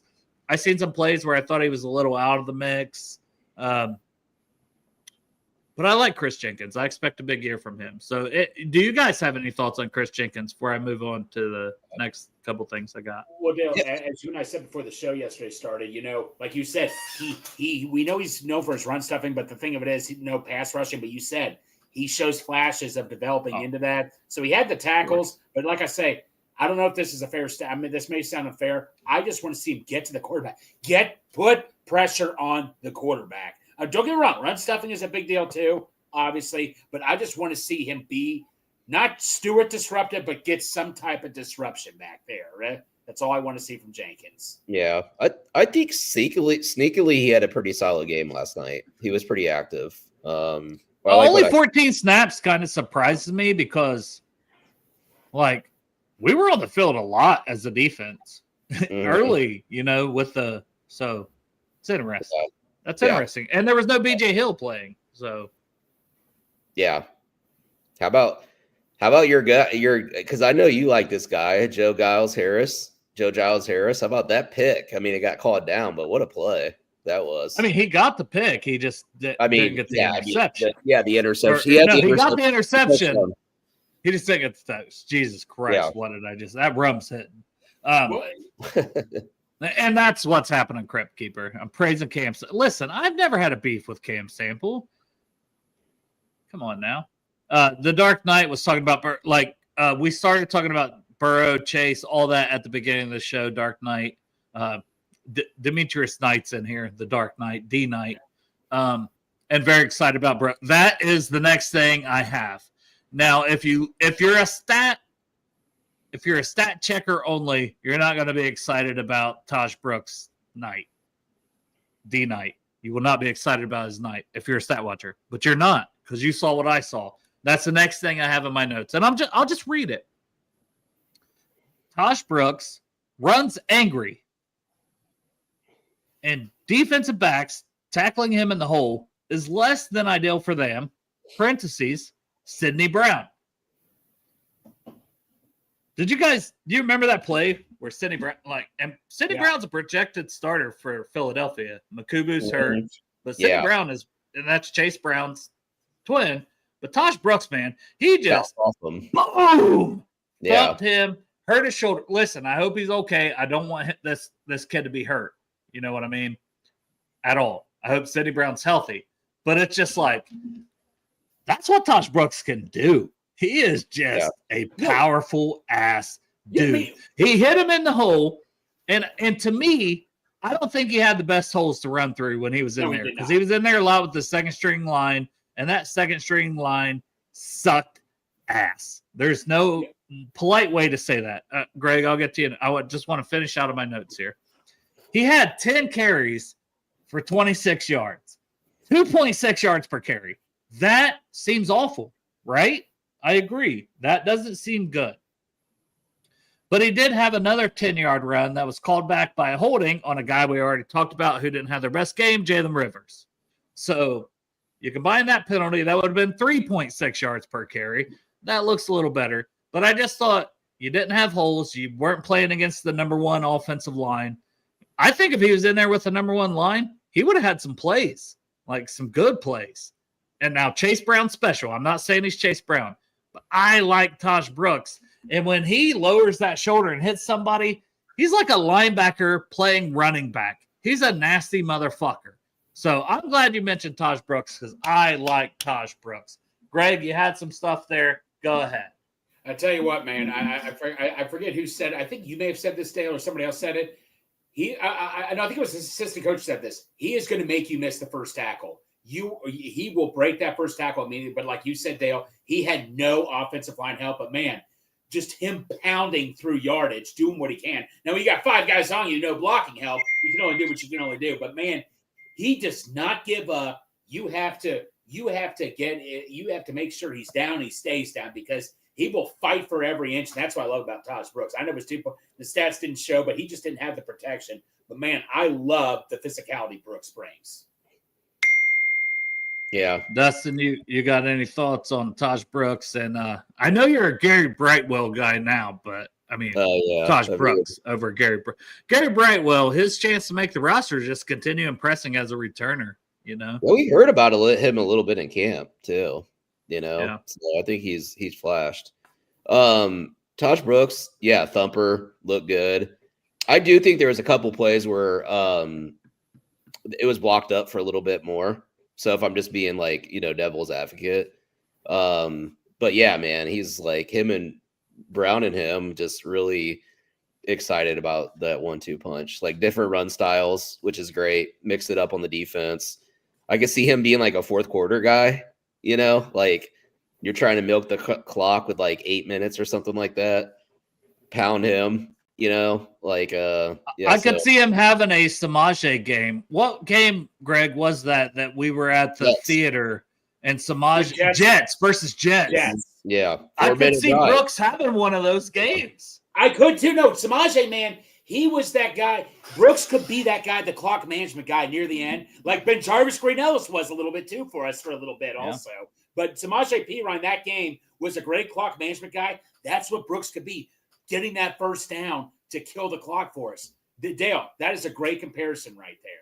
Yeah, I could, because I can just see it. Like, he's that guy. And he's flashed in camp. Flash is the word of the day. But he flashed in camp catching the ball too. He had some catches from like Burrow on the sideline and different things. And he wasn't known for that. Like, he had catches at Texas Tech, but a lot of them was like just complete screens, two yards per catch. But he's actually running routes and making catches. And they're training him to be that, because Chase Brown could do those things. So I think they're training him to be that number 2. Now, will Zach Taylor ultimately fall back on Samaje Perine as the old vet? Probably. But I might have texted you this last night, Dale. Nice blitz pickup by Taj on one play too. Well, he's good at that too. And I just think he's the complete package. He's not Chase Brown. He doesn't have that burst that we talk about even with Gary Brightwell. But he's a bowling ball, and he can cut like when he is one-on-one. Now, when he didn't have holes yesterday and you got 3 guys bearing down on you, yeah, he's not going to make 3 guys miss. Not many running backs do. And he don't have the burst to, just run away from these guys. But if he's one-on-one with the guy in the hole, he's either going to lower that shoulder and knock the fuck out of them, or he's going to shake that one guy. Like, he has enough lateral agility to shake that first guy. So I'm excited about him. So some Philly standouts. I was on the Philly broadcast too. So, man, they were excited. Tanner McKee. There were some people calling in like, man, if Jalen Hurts goes down, Tanner McKee just might be that guy, even though he's a different quarterback. But he was this guy. And this is also partially to say how bad the defense was. Tanner McKee was 20 for 25 for 252 yards, 3 total touchdowns, 2 passing, and 1 tush push on a 4th down. They made Jets again, Greg. Who was that quarterback? Mike White. Mike White, yeah. Tanner McKee looked like Mike White. The Mike White game that the Bengals lost to Mike White. Well, no, that was your Super Bowl. Remember when Joe Flacco was playing, he was about to stay out of the game and Mike White was getting ready to warm up. We're like, no. Keep Flacco in there. Do not let Mike White come in that game, man. Yeah. I like Tanner McKee coming out of Stanford, though. Stanford, yeah. Yeah. I mean, and he looked good, but he had a game last year, and he looked really good. You know when Jalen went down for a game, beginning of the year? I think Pitts went down, or not Pitt. Pickett went down. Pickett. He came in, and I forget his stat line, but he looked really good in that game too. So he looked incredible, and they do have a guy, and they have Dorian Thompson-Robinson. Now Kyle McCord, he's the quarterback that the Buckeyes would not have won a national championship had they not let him go to Syracuse and got Will Howard. Kyle McCord, I thought, looked awful, but we're talking standouts for Philly. Johnny Wilson, 3 catches, 73 yards. The dude is just big. I thought he would move to tight end. But when you're 6'6", you're a weapon. Like, that guy's going to be a red zone weapon, I feel like, for Philly.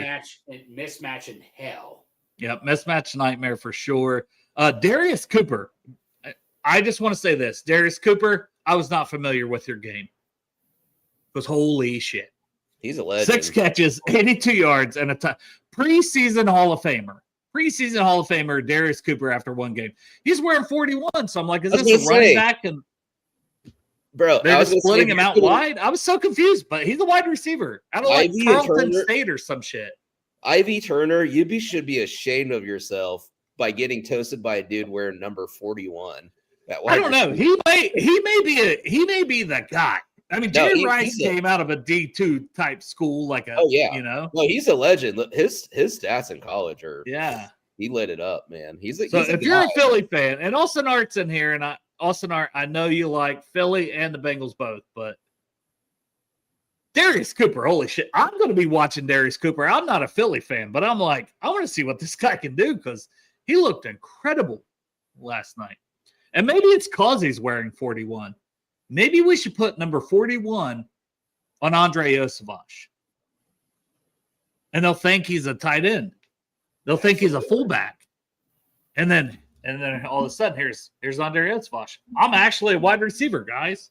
Because Andre Osavash didn't do shit, Greg. I just had to get that in again. No, he did not. I didn't see anything, man. I was so disappointed. They treated him like a starter. They didn't play him that much.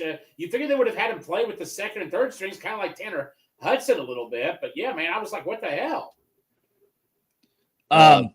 Aeneas Williams, 2 catches, 11 yards, a touchdown, 1 punt return for 46 yards. That's a kid out of Texas A&M that was always exciting, but he's thin. He had an injury history, so the durability always a concern. But I like Aeneas Williams. Will Shipley out of Clemson. Greg, you know how much I like Will Shipley. Derek liked him too. But he had 7 carries, 48 yards. Obviously the big carry. He's fun. He seems like he's in line to be their number 2 running back over A.J. Dillon because it came in after. Shinderick Powell, that's a name. 6 carries, 32 yards, a touchdown. That's another running back. Jeremiah Trotter Jr. I put in here. 6 tackles and a ton of respect for literally not fucking up Joe Burrow on the blitz during the Chase touchdown. He was a free blitzer, and he hit him, but he laid up. He could have absolutely, and I'm like, thank you, man. Thank you for that. So Jeremiah Trotter, you get a was shout gonna out say, for that. Jermaine Trotter is a guy. Like Yeah. he should be starting for the Eagles. He shouldn't have went 4th, 5th round, but now they got Jihad Campbell. Like, dude, they just know how to draft linebackers. Well, you they know? got Smile London too. I like. Yeah, I liked him too. Yeah. Dale, big takeaway. Jihad Campbell did not, because remember, there was a report out they had to contain him in practice. Thank God he did not take down Joe Burrow or anything. Yeah. Yeah, for sure. I know you I think you might have liked him out of college. I thought that Gabe Hall, dude, the defensive tackle for Baylor.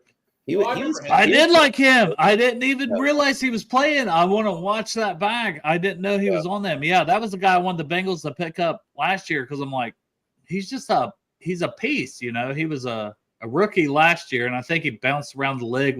I think he was on a practice squad. Maybe it was Philadelphia's practice squad. I do like him. Good call. Kylie Ringo stinks. Georgia defensive back in the NFL. To be fair, he was going up against Jamar Chase. I know, but he stinks. Yeah, Georgia defensive backs in the NFL stink. What's up with Lewis Simon? No, that's not true. That's not true. Who was the guy last year that was a mid-round pick? Blanking on his name for the Texans. Starks is gonna stink for the Ravens. They all stink. For the corner for the Texans was really good out of Georgia, and he was like a 3rd, 4th. Like, come on now. Let me see. I can't think of it. Well, yeah, look it up. I'll look it up. Greg, anything else on the Bengals? Because I got a couple players I want to talk about from around the league. There was a couple other games last night. Just a couple shout-outs. I'm really trying to think this through, man. I'm trying to think. Is there anybody we're missing here? We covered most of the receivers, man. Oh, what about that one corner that was good, getting a bunch of attention in training camp? Braylon Lux? Yes. Yeah, I've seen people say they still want Braylon Lux over this, but I've seen other people say 21 because he is wearing Mike Hilton's 21. I didn't see him look good, but I didn't focus on him, so maybe he had some plays. Kamari Lassiter for the Kamari Lassiter was a guy that I'm like, he's a little slow, but man, he was really good for the Texans. Yeah, he was defense. Good. I'll give you that. But the other Georgia DBs stink. Stop it. Because I think they got another guy coming up too this year, Dalen Everett. Oh yeah, that guy's going to be a guy. Yeah, you know. Yeah, he's up and coming for sure. But a couple around the league. Tyler Warren is Tyler Warren. He had a really good game for the Colts. So want to shout him out. Don't have the exact stats. And then one that me and Dustin was talking about. He was drafted in the 5th round. He was injured. He only played, I think, in 4 to 5 games last year for Colorado State. And it's Colorado State, so it's a small school. But this motherfucker has been very productive, very good. Torrey Horton for the Seahawks. Oh, my God. That touchdown, he had a return for 5 yards, but it was like the most electric 5-yard punt return of all time. Torrey Horton, man, unbelievable. So, Dustin, I'll let you talk about Torrey Horton, and then I've got some Ravens players to talk about. So, Torrey Horton, last year he was injured. He came back for his senior year. But the year before, look up his tape against Hunter, and I think it was a Friday night game. He was a French top 50 guy going into the season last year. What was that edge rusher from Colorado State? He was a little bit older that I kind of was high on. I don't know what he got drafted last year. I don't know what he's done in the NFL. God, what was his name? I'm blanking on that. Yeah, you know who I'm talking about, though. Yeah, I am blanking, but I do know Torrey Horton. Like he's just a dog, but he's like 6'2", under 200. And you can tell he's a little bit thin. Like I posted what I had in the draft guide for a scouting report, but strong hands, elusive after the catch, like all this shit. I'm like, and he showed it all in preseason, and he's been crushing it in training camp. So yeah.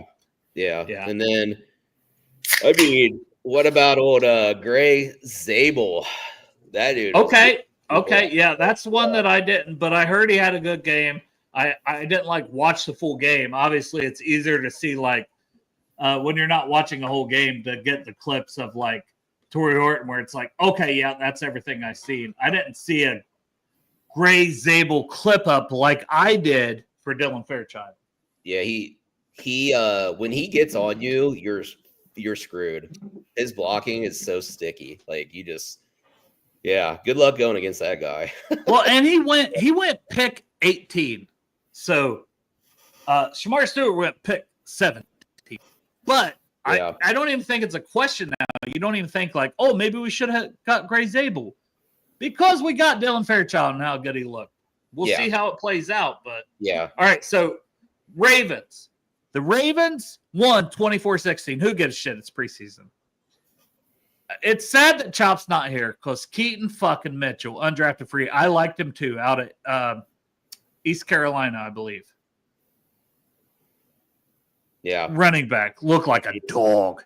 LeJonte Wester. And this is from Sarah Ellison. So this is just stock up, stock down. Rasheen Ali, Marshall. I liked him too. Adisa Isaac. Guy's been around forever from Penn State.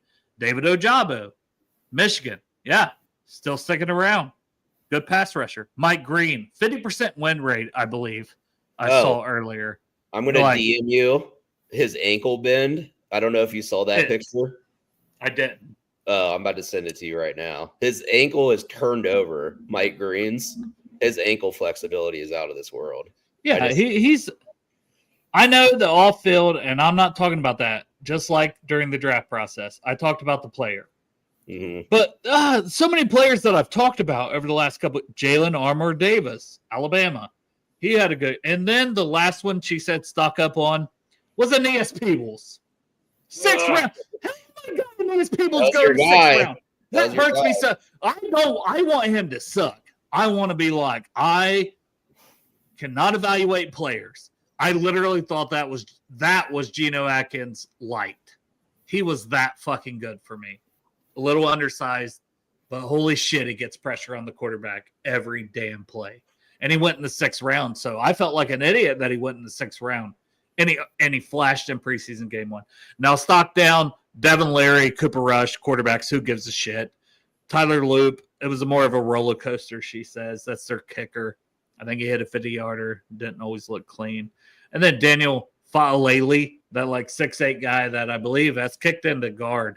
Monster out of Minnesota. But yeah, I just wanted to mention that because the Ravens are a team we're watching.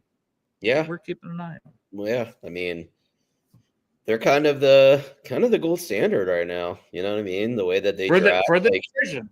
Yeah, like what was the concern last year with them, right? They lost 3 of their starting offensive line. And they come back and even better. The line was better. Yeah. So, I wish some of that juju would run off on us, but I appreciate you guys bringing that, or you bringing up kind of like the other box scores, because it's always like players that we talked about during the draft. So I mean, I know TJ Tampa got quite a bit of action there last night. Yes. So I didn't see much from Starks. I don't know how much he played. I was kind of had that on the other screen. So I haven't heard much of like the practice reports on him either, but obviously that'll be something that, we were kind of targeting him in the first round too. So it's almost like every guy that we wanted ended up on the Ravens naturally. Yeah. Don't remind me. No. Yeah. Hey guys, I got to hop off here and all that. Hey, thanks for an awesome show, guys. Dustin, good to see you. Dale, take care, buddy. See ya. Yeah, we won't keep this running too much longer.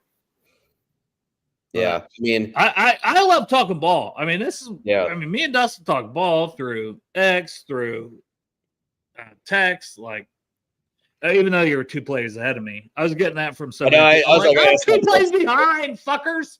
I know. I was too. Well, I tried the Stream East, but it wasn't working last night, so I just ended up just like buying the NFL Plus package, whatever. I hated to send that to you because I'm like, I bet he ends up just buying NFL Plus. I did. You get the replays of all the games during the season. Which is where I clipped up Dylan Fairchild was from NFL Plus. Yeah. So I mean, it's actually kind of before. I mean, $5 a month. That's not bad. So no, and everything's going up. Like, and I get asked this a lot on TikTok. Like, where do you get this angle of these plays? Like, I got like high school recruits, DJ Lagway, the Florida quarterbacks follow me on TikTok. Like, because all I do on there is post clips. This isn't a subtle flex, but it's like I just post clips of prospects and stuff. Yeah. And it's like, well, how do you get this angle? I'm like, dude, it's all 22. And I have Caddy's cut ups. I have the $3 a month. You can go up to like $25 a month subscription. But I'm like, it's worth it to me. $3 a month, and I can watch these prospects because I love watching it. But same thing with NFL Plus. I was kind of disappointed. I wanted the all 22 from preseason game 1, and it wasn't there. Yeah. Yeah, I think Austin R brought this up. Jay Higgins. Yeah, I liked watching him play at Iowa. Like, he was just like a consistent. When he wasn't he like the Iowa's all-time tackle leader? Who was it? Jay Higgins, the linebacker. Yeah, he had an interception. Yeah, for the Ravens. Yeah, I think he's the all-time tackle leader for Iowa. He's small and he's slow, but he is not just tackles. He probably is the all-time leader in tackles, but he is a ball hawk. And he had an interception in preseason game 1. It's like some things just translate. Some guys just are football IQ. I always go back to Perfect as a Bengals fan. Like, oh, he had a bad 40. Oh, he's kind of a head case. Oh, whatever. The dude can play football. He has instincts. He has football instincts that you can't teach. You just have them or you don't. Yeah. And those players last in the league because, like, most players as they age, they lose that athleticism anyways. you know? So what keeps you in the league is your intelligence, your ability to use leverage. And we're about to find out if Logan Wilson has enough intelligence. And you know what I'm saying? Because he has lost a step. There's no, come on now. You've talked about it for 2 years. I know it's preseason game 1. It's an overreaction, but it's like, at what point do you get – and Barrett Carter might be his successor. And wow, you would look good if that happens because, hey, you took another linebacker with only 6 picks? Yeah, you did. Because Barrett Carter had a sack. You kind of wonder if that was kind of going through their heads while they're evaluating tape too. Like, we might need to. I mean, I'm a fan of doubling down on positions. I know some people didn't really love that in the Bengals draft this year. I mean, I think it's kind of a wise decision. I think the Ravens do that a lot too. They double down. But yeah, man, I agree. Burks looks solid. Yeah, I agree. Yeah, but yeah, back to that because. I mean, let's go back to some of those, right? Like I know Charlie Jones had a good game, but we didn't think they would double down at wide receiver and take Andre Osavash. Yeah. Who's been the guy that's starting. Had 6 touchdowns last year. Osavash. So, like, had they just said, no, we took a wide receiver, we're not going to take another one. And I'm sure there's so many through history. I mean, even the linebackers they took, right? When they took Brian, was it Takeo Spikes and Brian Simmons? Mm-hmm. Both like in the first round. Like, I know Spike, but I mean, those were 2 great picks. Like, you could have said, no, we got 1 linebacker. Yeah. When it didn't work out was when they tried to replace Andrew Whitworth with Cedric Ogbuehi and Jake Fisher. Yeah. Yeah. Both of those guys sucked.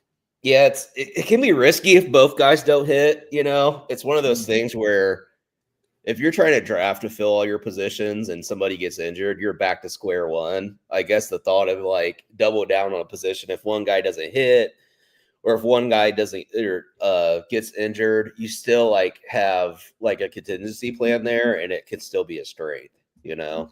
I don't know. It's like yeah, Barrett Carter had a nice play last night. I think.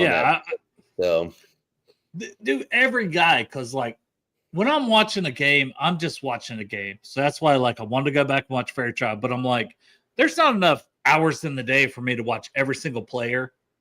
But it's like, okay, Barrett Carter, I want to now go back and watch every snap of his. You know, I want to like, which I would love if just somebody else posted those clips up so I could just watch all their snaps.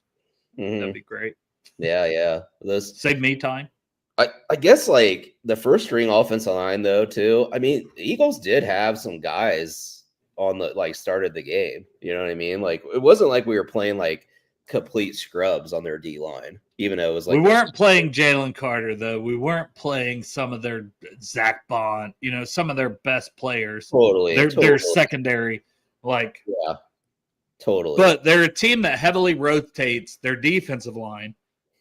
And that's what I was saying earlier. There's going to be a bunch of guys that they're expecting to be big impact guys because they lost some guys too. They lost Milton Williams, They're expecting Ty Robinson to be a guy for them. Yeah. Yeah. I mean, Howie Roseman is that guy. That was one thing. It kind of pissed me off, but I also was like, yeah, respect. I'm on that Eagles stream for the game. Same. And they're showing Howie Roseman on the screen on the sidelines watching in the fourth quarter. And they're like, I just want to say, I don't know every other sport, but not only is he the best GM in the NFL, he may be the best GM in all of sports. And I'm like, I mean, it's the most important sport to me. So, yeah, you're right. Ross Tucker, God damn. Ross Tucker is terrible. He was terrible. Yeah, he was terrible. He's so bad. He does CBS games too, like college games, like the smaller. I think he does CBS does Big Ten now, so he did some Big Ten games last year. And I'm like, hey, this guy's an idiot. He's a bum. This guy's a bum. Yeah, yeah. Howie is the man. No argument for me on how. The Dark Knight says, "Do you think the Bengals will bring back Eli Apple as a backup?" He was signed. Was it San Fran? Yeah, San Fran and then cut. Yeah, he got cut right away. Yeah. No, I think that ship sailed. Oh God, Austin Art likes Ross Tucker. All right, Austin. I'm just saying. I don't mind him as a podcaster, but as a commentator, yeah, he was not a good play-by-play guy. Yeah, because he tried to say that wasn't a pass interference on Charlie Jones, and the dude completely tackled him. It's like, what the hell are you talking about? Yes, I remember that one specifically as well. Yeah. Eli Apple, I'm going to say no. I'm going to say no to that question. Just he's getting older and cut by San Fran that quickly. I know he did okay for the Chargers last year when they brought him in late and he played in their playoff game. I would be okay with bringing a guy in like Apple or anybody for the practice squad in case of an emergency situation. Yeah. But am I bringing him in to be on my 53? Hell no. I'm just not. Yeah. You'll kind of I kind of wonder when we outside of just scheme, when do we start to see influence on personnel from Al Golden, right? I mean, obviously the draft, I think he targeted it and probably had influence because he cares about his linebackers and the linebacker play. I mean, that's his background, especially with the Bengals. But I kind of wonder when do you start seeing shuffling of guys into other positions because they think oh, Golden thinks he's a better fit. Should we give Murphy more chance at right end, his position in college, right? That's fair. Would we, where do we put Dax Hill in the slot? It'll be interesting. And I think he's still figuring out these players. I mean, there's not too many players left from our roster that was part of 2021 when he was here. So it's there's I think he's learning. Even the linebacker room, right, where he was the linebacker coach, but he did call third downs. To be fair, he was also the guy calling third downs. I think that's important to remember. We were good on those late downs. That's how we made it to the Super Bowl. But it's just Logan Wilson, right? I don't think anybody else is here in the linebacker room. No, look. Just Logan Wilson. I mean, BJ Hill was on that team. I'm trying to think else defensively. Because Dax Hill he was the next. I mean, Chris says there's 10 guys total from the Super Bowl team. Yeah. Look at all right. This is a fun exercise. If this is accurate, Chris, I'm going to believe you that it's 10 because you're always spot on. I think it is 10. From Jersey. So Burrow, Higgins, Chase, Hendrickson. 4. BJ Hill, 5. Logan Wilson, 6. Evan McPherson. 7. 7. 3 more. 3 more. Chris, you may have to give us hints Drew Sample. That's 8. Oh, yeah, the GOAT. How can I forget the GOAT, Drew Sample? The GOAT. 8. That's 8. 8. Drew Sample's 8. Man, Clark's not here, so who's we're not talking to anybody on a practice squad, right? Like, was Cal? Like, no, Cal was the next year. So we're at That's 8. Mike Hilton's gone. Yeah. Safeties, no. Was Jalen Davis? I mean, he might have been on the Was practice. Jalen Davis one of those? I Ah, think he might have been on the practice squad. that would be a crazy pull. Holy shit. You can't be typing. I need a hint from Chris Crowley. I mean, we're just literally doing a podcast trying to think of 2 more players. God damn it. Gosh, Dan, son of a bitch. Higgins? We said Higgins, right? Higgins, Chase Yeah. Burrow. Yep. I'm still going through. I got to go through the roster for crying out loud. Samaje. Oh, Samaje's back. That's 10. Because he's back. So that's 9. That's 9. Samaje's 9. I mean, are we counting Jalen Davis? Like, was he here? I got to look at that. Oh, he said, I think Davis was. Yeah, is that Definitely 10? one. Yeah. Samaje popped him because I was like, Shamaj, that might, if it's Jalen, we nailed all 10. Holy shit. We nailed We it, worked boys. slowly but surely, we worked our way through that. That was a fun exercise. I mean, that's not good podcasting. That's not what people tune in to listen to, especially if you're listening in podcast form. Like, oh, what the fuck? Yeah, we already said Sample. To be fair, Sample is part of our 10. But if Jalen Davis is the one that I need to know if was on that 10. If Jalen Davis is on that 10, we got, we might have missed Cam Sample. I think That's Cam Sample. Cam Sample was a rookie, so it wasn't Jalen Davis. I think it was Cam Sample. We missed one. 9 out of 10. It's 90%. That was Joe Burrow during preseason. 9 out of 10 passing. Yeah. So he was signed. So yeah, Davis was on the roster in 2020 and 2021. So technically, if you want to say 11, but he wasn't 11? on the active roster. So he was okay. Yeah. But was Cam Sample? Yeah, Cam Sample was. All right, Cam Sample was 10. Sample's 10. Yeah. But I think this shows like enjoy the Well, it players. shows that we're fucking smart because we basically got them all except Cam Sample. And I honestly, I'm a little pissed at both of us for not getting Cam Sample. Yeah, that's a brain fart. Because P. Ryan was a hell of a pull. Like, when I pulled P. Ryan, I was like, oh, fuck yeah. Yeah. It's a hell of a pull. It just shows though, like, enjoy the players while they're here because rosters in the NFL turn over so fast. You know, like you're always going to have probably your core like 3 to 4 players, but everybody else is like somewhat, interchangeable. It's just kind of how it is. You are right, Chris. Smart and handsome, the both of us. Yeah, that was a good exercise. Yeah.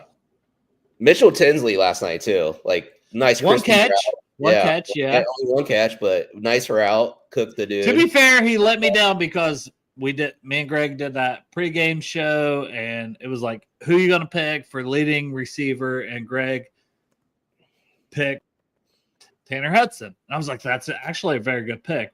Like off the radar. We both picked 2. Neither of us picked Chase, by the way, who was actually the leading receiver. But I was like, Mitchell Tinsley's my second guy, and he had 1 catch. But I was believing what Burrow told me. Mm-hmm. Yeah, I mean, he didn't get a lot of opportunities. But I got a question for you in the chat. I know I kind of texted you about this last night. Should there be like I feel like we just assume Yoshi's number 3. Like when I'd like to see more competition there. You know what I mean? Like I thought it was going to be Jermaine Burton. I have no idea. I don't want to have any hot take on the wide receiver room because I'm like, I'm the conductor of the Isaiah Williams hype train. And then Isaiah Williams mistimes his jump. He looked okay as a returner, but nothing special compared to guys like Gary Brightwell and even Jermaine Burton.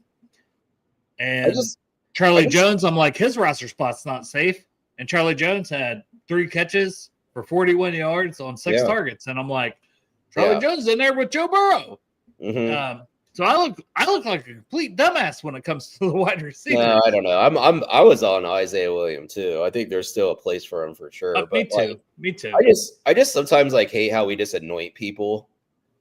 You know, I just like the guy. You know, sometimes you got to put your stamp on a guy and see if it works out. No, I mean, like, I'm talking like Yoshi specifically. Like, we just. Well, that's great. That's great. Yeah. He's a good red zone target. Once again, I think he's a good red zone target. And I thought Burton would be that, like, deep. And this still may happen. That was preseason game 1. All these things may happen. But I feel like Burton is somehow back in the doghouse. Because, like, they were praising the hell out of him. And then for him never to have, I don't know if he did, was he in at all? At the end of the game at wide receiver, but. No, but was he in at all with Joe Burrow, is what I'm saying. No.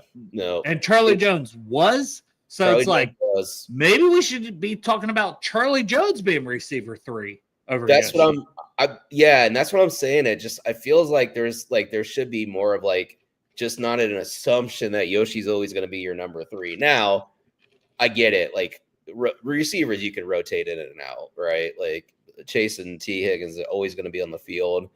Hell, he even talked about lighting Higgins up in the slot a little bit more this year too, which is kind of cool. But I just kind of want to see I just want to see what these guys can offer in a live action. You know what I mean? Like I want to see Shamar Stewart with the ones next week. That's I believe it was Chris that said that also. Like, get him out there. Yeah, get him out there. I mean, I also may be irrationally pissed at Joseph Osai because I got that Madden early access. I haven't really got to play an actual game yet. But the first thing that happens is Joseph Osai is in my office saying, like, I should be getting starter reps and I'm like, bruh. Yeah. What are we doing here? Yeah, I know Austin's mentioning Burton in the chat. Like, it kind of felt like, and I know I was talking with you about this, Dale, it felt like he kind of tailed off a little bit, like the start of camp.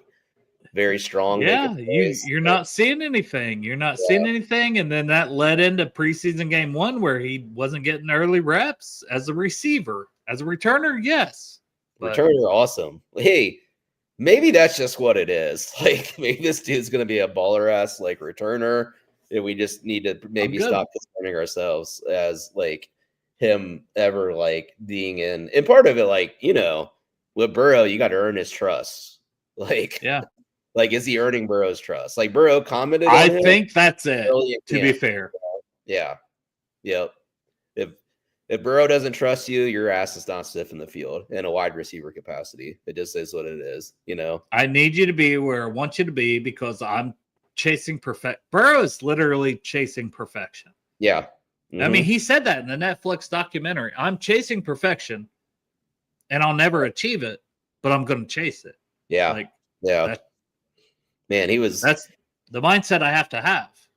He was so accurate last night. It's just like, even on the little dump passes, it was just like he hit Chase in stride, Trace Brown, and let him get upfield a little bit. And then obviously, like, we saw the play to Jamar Chase last year against Dallas. You put it on the inside so he can cut back across the grain. Did that again. So just, you know, I like the fact that, and I thought Zach Taylor said something really, really smart.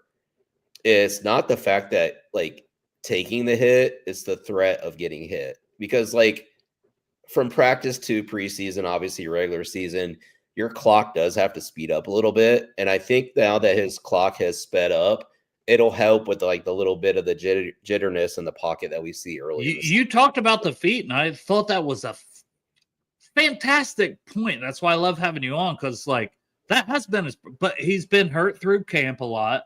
Yep. But now you're also getting him, even if he's perfectly healthy through camp, you're getting him game reps against another team who, guess what? They don't give a shit about hitting you, buddy. They're going to hit you if they get the chance to hit you. Well, you know, I don't know. He was clean and crisp with his feet. Crisp. Yeah, looked, I mean, he's always going to see stuff well. Just saw stuff. Felt like he was in control. I mean, not shockers there. I think I do think it's funny though, like in a press conference, I don't know if you caught it this week, one of the reporters like, hey, don't you like taking that first hit? And he was like, a couple years ago I did, not so much anymore. I didn't see that. Yeah. Because So, all like, I've heard him say is that he wants to be hit. He don't want to be hit like every play. He don't want to be hit all the time.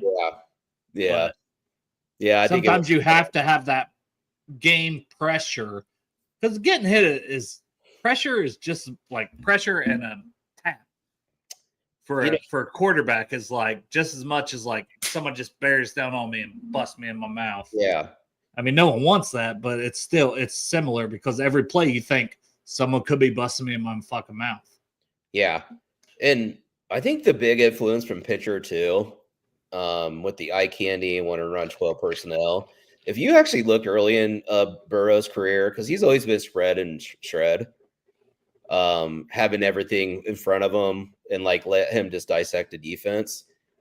I do think, and like if you looked at it, like some of his QBR ratings when it was out of play action, it was actually in the lower half of the NFL, not the lower half, but like middle of the pack. I think that part of his game has gotten a lot better too, out of play action, because traditionally you're in the play action, your back's to the defense, you're doing the play action fake, and then you're lifting your head up because you got to make it look like a run play, so your eyes aren't up right away, and then you got to get your eyes up and see the field. So I think that's something like he's definitely getting better at, and I think you gotta really like credit Dan Pitcher and like kind of implementing that into the offense too. Well, you talked about like Jamar Chase and like appreciating his greatness. Mm-hmm. I feel the same way about Burrow. Like, yeah, because it's like, and I just want us to miss the playoffs the last 2 years has really been depressing. As a person who does the Bengals podcast and loves the Bengals, it's not my entire life. But damn, I'm like, am I ever going to get one of these? I'm going to turn 41 in September, Like, am I ever going to get one Super Bowl? Like, I wanted that one versus the Rams so bad. Yeah. But it's like, am I ever going to get, and like, if we go through and we got to restart, like when Palmer left and we got Andy Dalton, AJ Green, listen, I know they were great, but you never felt you had a chance to win the Super Bowl. We should feel we have a chance to win the Super Bowl with guys like Joe Burrow and Jamar Chase and T. Higgins, Trey Hendrickson, Orlando Brown. I mean, what a great signing, Orlando Brown. Mm-hmm. I thought he looked great too. Yeah, he looked great last night. Him and Mims, like, we talk about guards a lot, and like I still highly value the guards because I think the 3-tech position, thanks to Geno Atkins, has exploded in terms of like a pass rush over the last 10 or 12, 15 years. Aaron Donald can think. He can think. Yeah. Geno Atkins. Yeah. So, however, protecting the edges, is always something that you should feel good about. Like, you're having bookend tackles as skilled as Orlando and Mims are. I mean, that's like cross the boxes because like for example, look what happened to the Chiefs in the Super Bowl. Like their interior was, although Trey Smith didn't play good that game, but nonetheless, their interior, it was their tackles that like struggled all year last year. And they've been struggling with tackles for the last couple of years. I know they won a Super Bowl 2 years ago, but they still struggled like with tackle position. Yeah, and Mahomes has taken a lot of hits the last couple of years too. So, it's just like I think a QB doesn't like pressure at his feet, but man, they don't like their blind side being hit. You know what I mean? No. Like, so like having Orlando Brown, great pickup. And speaking of blind sides being hit, holy shit, the Colts hate Anthony Richardson. But I do actually believe that was on him. The more I watched, like, this guy just doesn't know ball. Like, and you're the quarterback. Like, you know what I mean? I think he should have seen what was happening, and the O-line all seen this is the protection, and this guy just is not a quarterback. He's an athlete. He he only had like 10 starts in college or something. Mm-hmm. So I want to see players like that succeed because I hate to see their skill sets go to waste. I understand. I understand. He has a cannon for an arm. He's super athletic, and everyone wanted him to be the next Cam Newton. Mm-hmm. Yeah.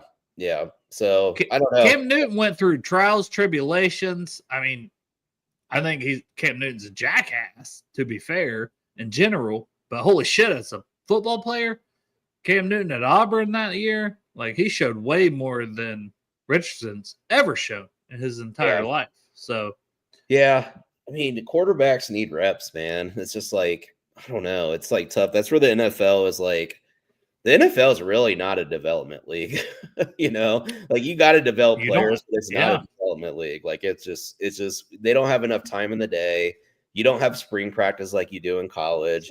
You don't have them in the summer for the most part. Like it's just like, and when you're in the thick of the season, like, man, you're busy game planning and, you know, you're obviously your positional coaches. Now, with that being said, like there still is some responsibility for the teams to develop guys. Yes. But the waiting period for like a franchise quarterback, it's really quarterback especially, yeah. And now look, like Trey Lance finds the right opportunity, you know, and he has 3 years under his belt, comes out in that first preseason game, albeit it's preseason, but looked a lot better than he ever did in any of his other stops at Dallas or, you know, San Francisco. So I mean, I don't know. It's just like, I wish there was almost like a development, like a minor league for quarterbacks to go play. Yeah. Hey, GC3, I will check if you're saying it wasn't on Anthony Richardson. I just honestly, I just seen the play brief thing, so I don't want to but I just know this guy has not lived up to what he could be. He's injured a lot. I mean, he came off the field because he said he was tired. Like, would Joe Burrow ever do that? Would Joe Burrow ever be like, you know, I just ran 40 yards, but I'm going to take the next play off, guys. Mm-hmm. Joe Burrow wouldn't do that. You got to have that. I don't know. I'm not a big Anthony Richardson guy, but I won't lie that I thought coming out he could be he had the arm, he had the athleticism, but I don't know. I mean, Chris Crowley, QB need years of starts in college. Yeah. If you actually go, there's a quote from Bill Parcells years ago. I forget how many reps it was, but he would not draft quarterbacks with less X amount of reps in college. He just wouldn't draft them. Yeah. You know? Makes sense. Yeah, I mean, when you're taking swings on guys that just don't have a lot of reps in college, I don't know. Does it really work out? Do we have any examples? Maybe. I mean, Brock Purdy started a lot. Look how good he's doing. You know what I mean? Like he started all he had tons of reps in college.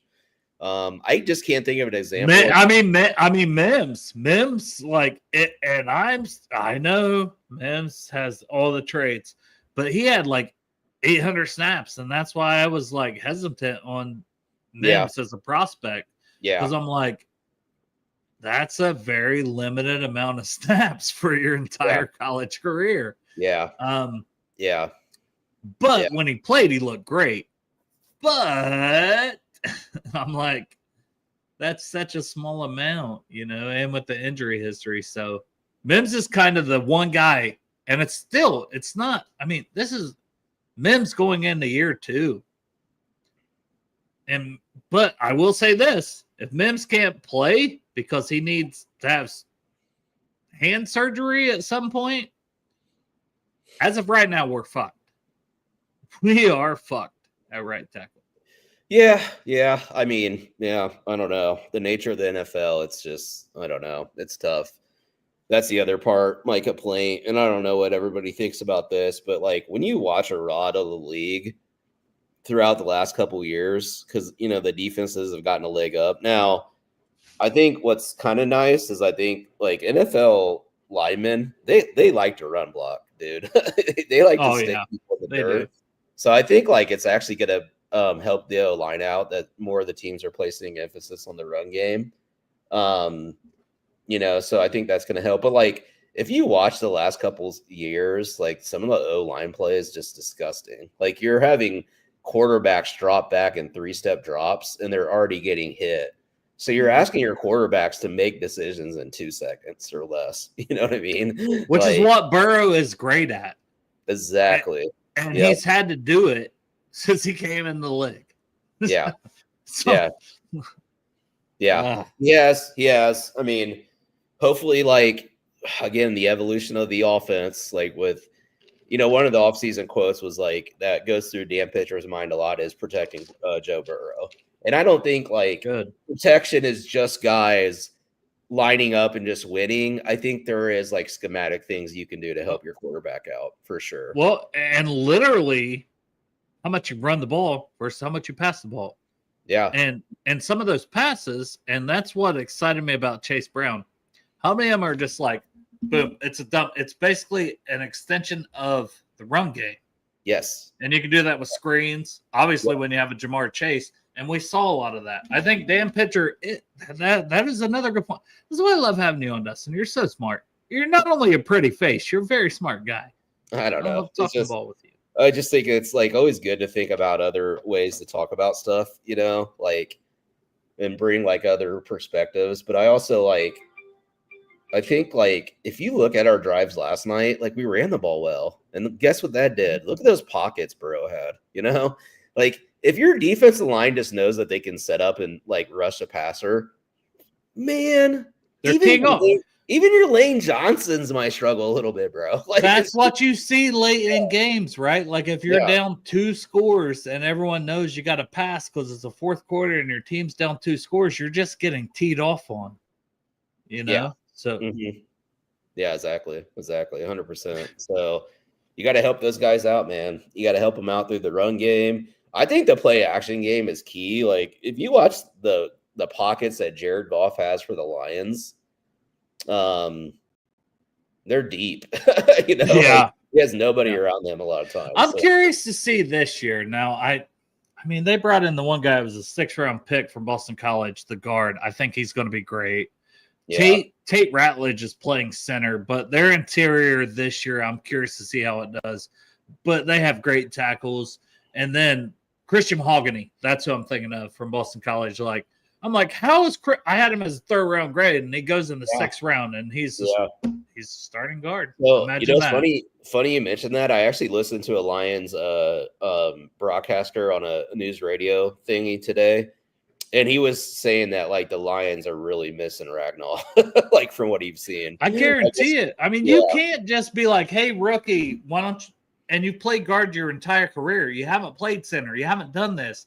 But hey, rookie, why don't you just slide into center and be the guy who not only has to think about everything you do with center, but you also have to be the guy calling out the protections. You have to worry about snapping the ball to the center. You have to worry about every play. You are just as important as the quarterback, as the center, because you're touching the ball every play on offense. Yeah, exactly. Love you too, Crip. That's why if you look traditionally, the Bengals have always somewhat had like a kind of a crafty veteran center. During the Palmer days. That's not true. In the Super Bowl, who was in the Super Bowl? Trey Hopkins. That was from Texas, and he played a lot of guard too.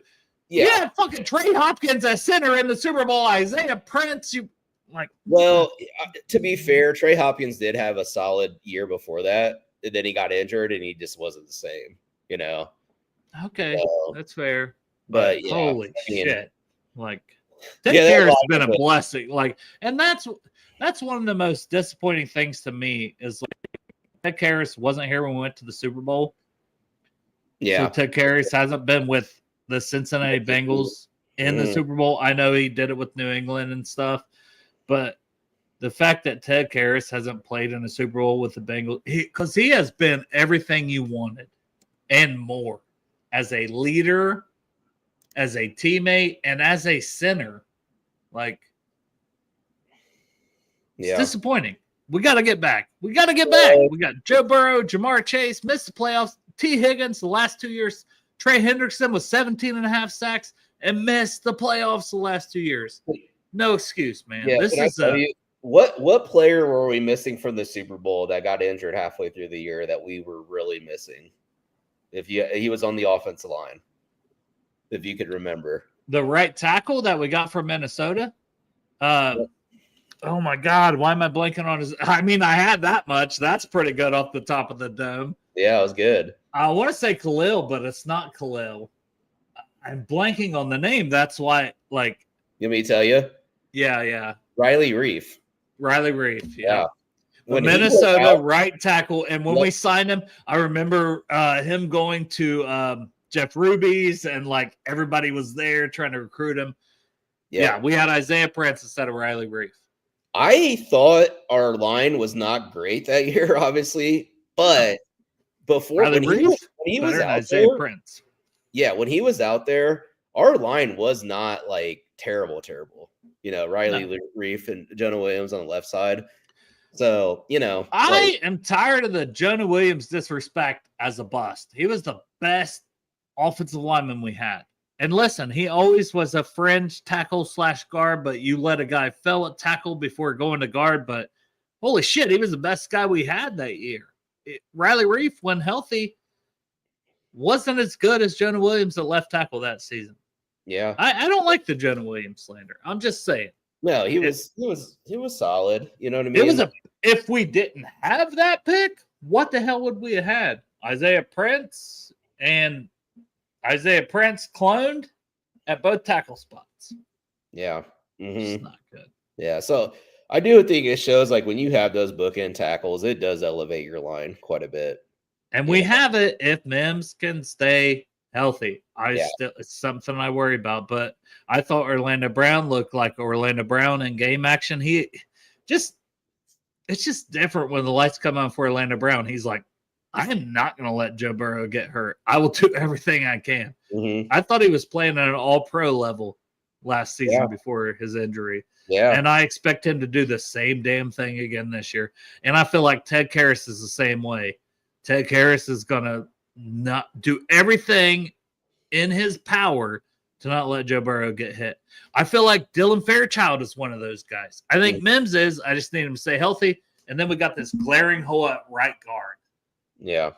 That I'm like, I hope we can do something with it. Yeah.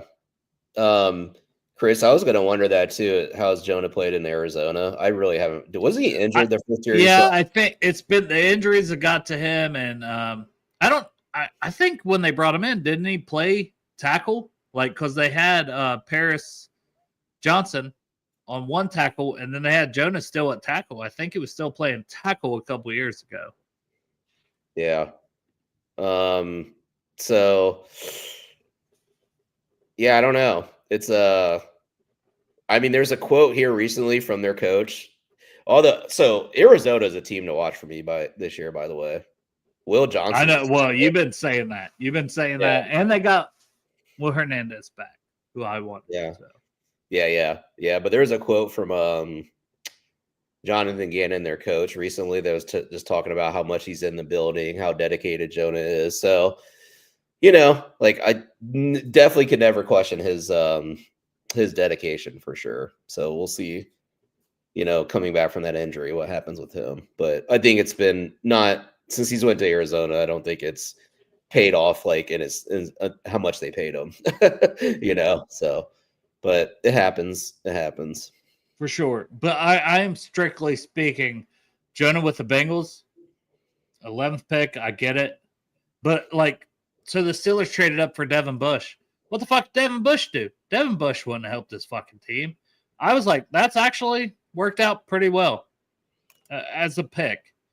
Now, I'm not saying he had the best career, but I'm just saying we've had way bigger busts than Jonah Williams, especially on the offensive line. Yeah. All right. What if Jonah Williams was to get released? We got to God. Jesus Christ. No, I'm not going there. I'm talking about 4 years ago. He was the best.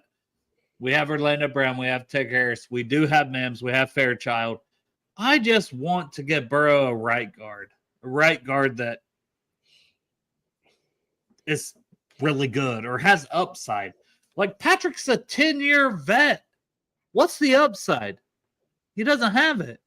Yeah. And he's had, if you go back and look at his PFF grades for Lucas Patrick, he's played right guard, left guard, center. I know.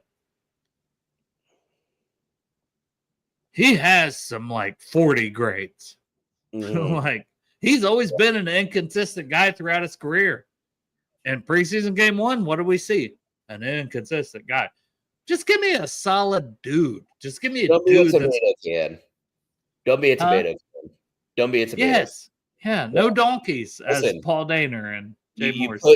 put your hands on the guy and you hold him for 3 seconds. That's all I need out of you. Like, stand in front of him. Don't let him go around you. Stand. I don't care if you fall backwards. Stand in front of him for 3 seconds. That's all I need out of you. You don't need to do anything else. Yeah, we are like 20 million under the cap, Chris. But obviously, I think Trey, and I've said this all along, and I hope I'm wrong because I just want a 3-year extension, so we don't have to do this all the time. Just pay him, be done with it. 3 years, and hope he keeps up his levels of play. I know Dustin don't necessarily agree with paying a guy at that age, but I just get sick of this drama of players. Yeah, I'm kind of over it too. Just pay him whatever. Just pay him. I give it up. Just pay the man, and let's just move on. Let's talk about other shit. I'm waving the white flag. Pay him, give him 5 fucking years. I don't give a shit. Sign him until he's fucking 80 years old and can barely walk. I'm over it. No more of these. No more of these for crying out loud. All right, boys. We've done almost 2.5 hours of a show. Just let's bounce. Football is back. That's what matters. Oh! If you guys want to have a laugh, Austin, Chris, Crypt Keeper, Sindustry, all the other people in the Brew Crew, go look at Shador Sanders' entrance into the stadium.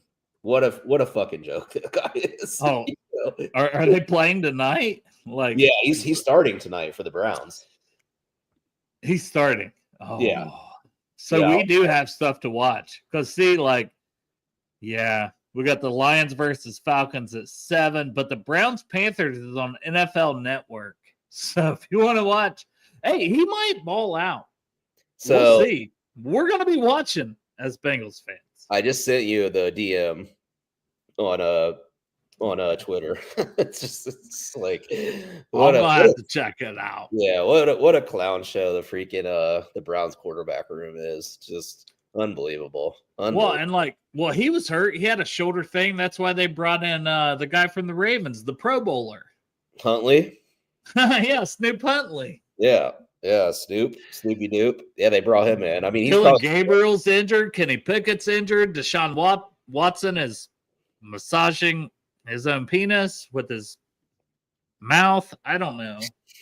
He's doing the Marilyn Manson. No, we're seeing Flacco week 1. That's going to be their starting quarterback. That's who I've said the whole time, but I'm also like, Flacco old as shit. But yeah, he had that little stretch for the Browns a couple years ago, but then he kind of once they got in the playoffs against the Texans, I still think a veteran option, he will be their best option week 1. I've said that all along. Like, regardless who they have, like, Flacco's the guy who can. He's not going to get rattled. He's not going to get rattled by it being week 1. The guy's a veteran, so yeah, that's the best they can put out there week 1. No more tanking for Archie. He's staying. Yeah, well, supposedly. We'll see. Yeah. We'll see. I mean, if he wins the Heisman and national title, like, why wouldn't you come out? But he's got money. When you got family money, you can do whatever the fuck you want. But plus NIL. Yeah, the Texas oil money hits different. That's true. Texas, all right, man. Paying their dudes like NFL contracts. It's insane. But yeah, me and Dustin could rattle on for 10 more hours, but we won't do it. Yeah, we will. Thank you all for tuning in. Thanks, Appreciate guys. you guys. Who dare?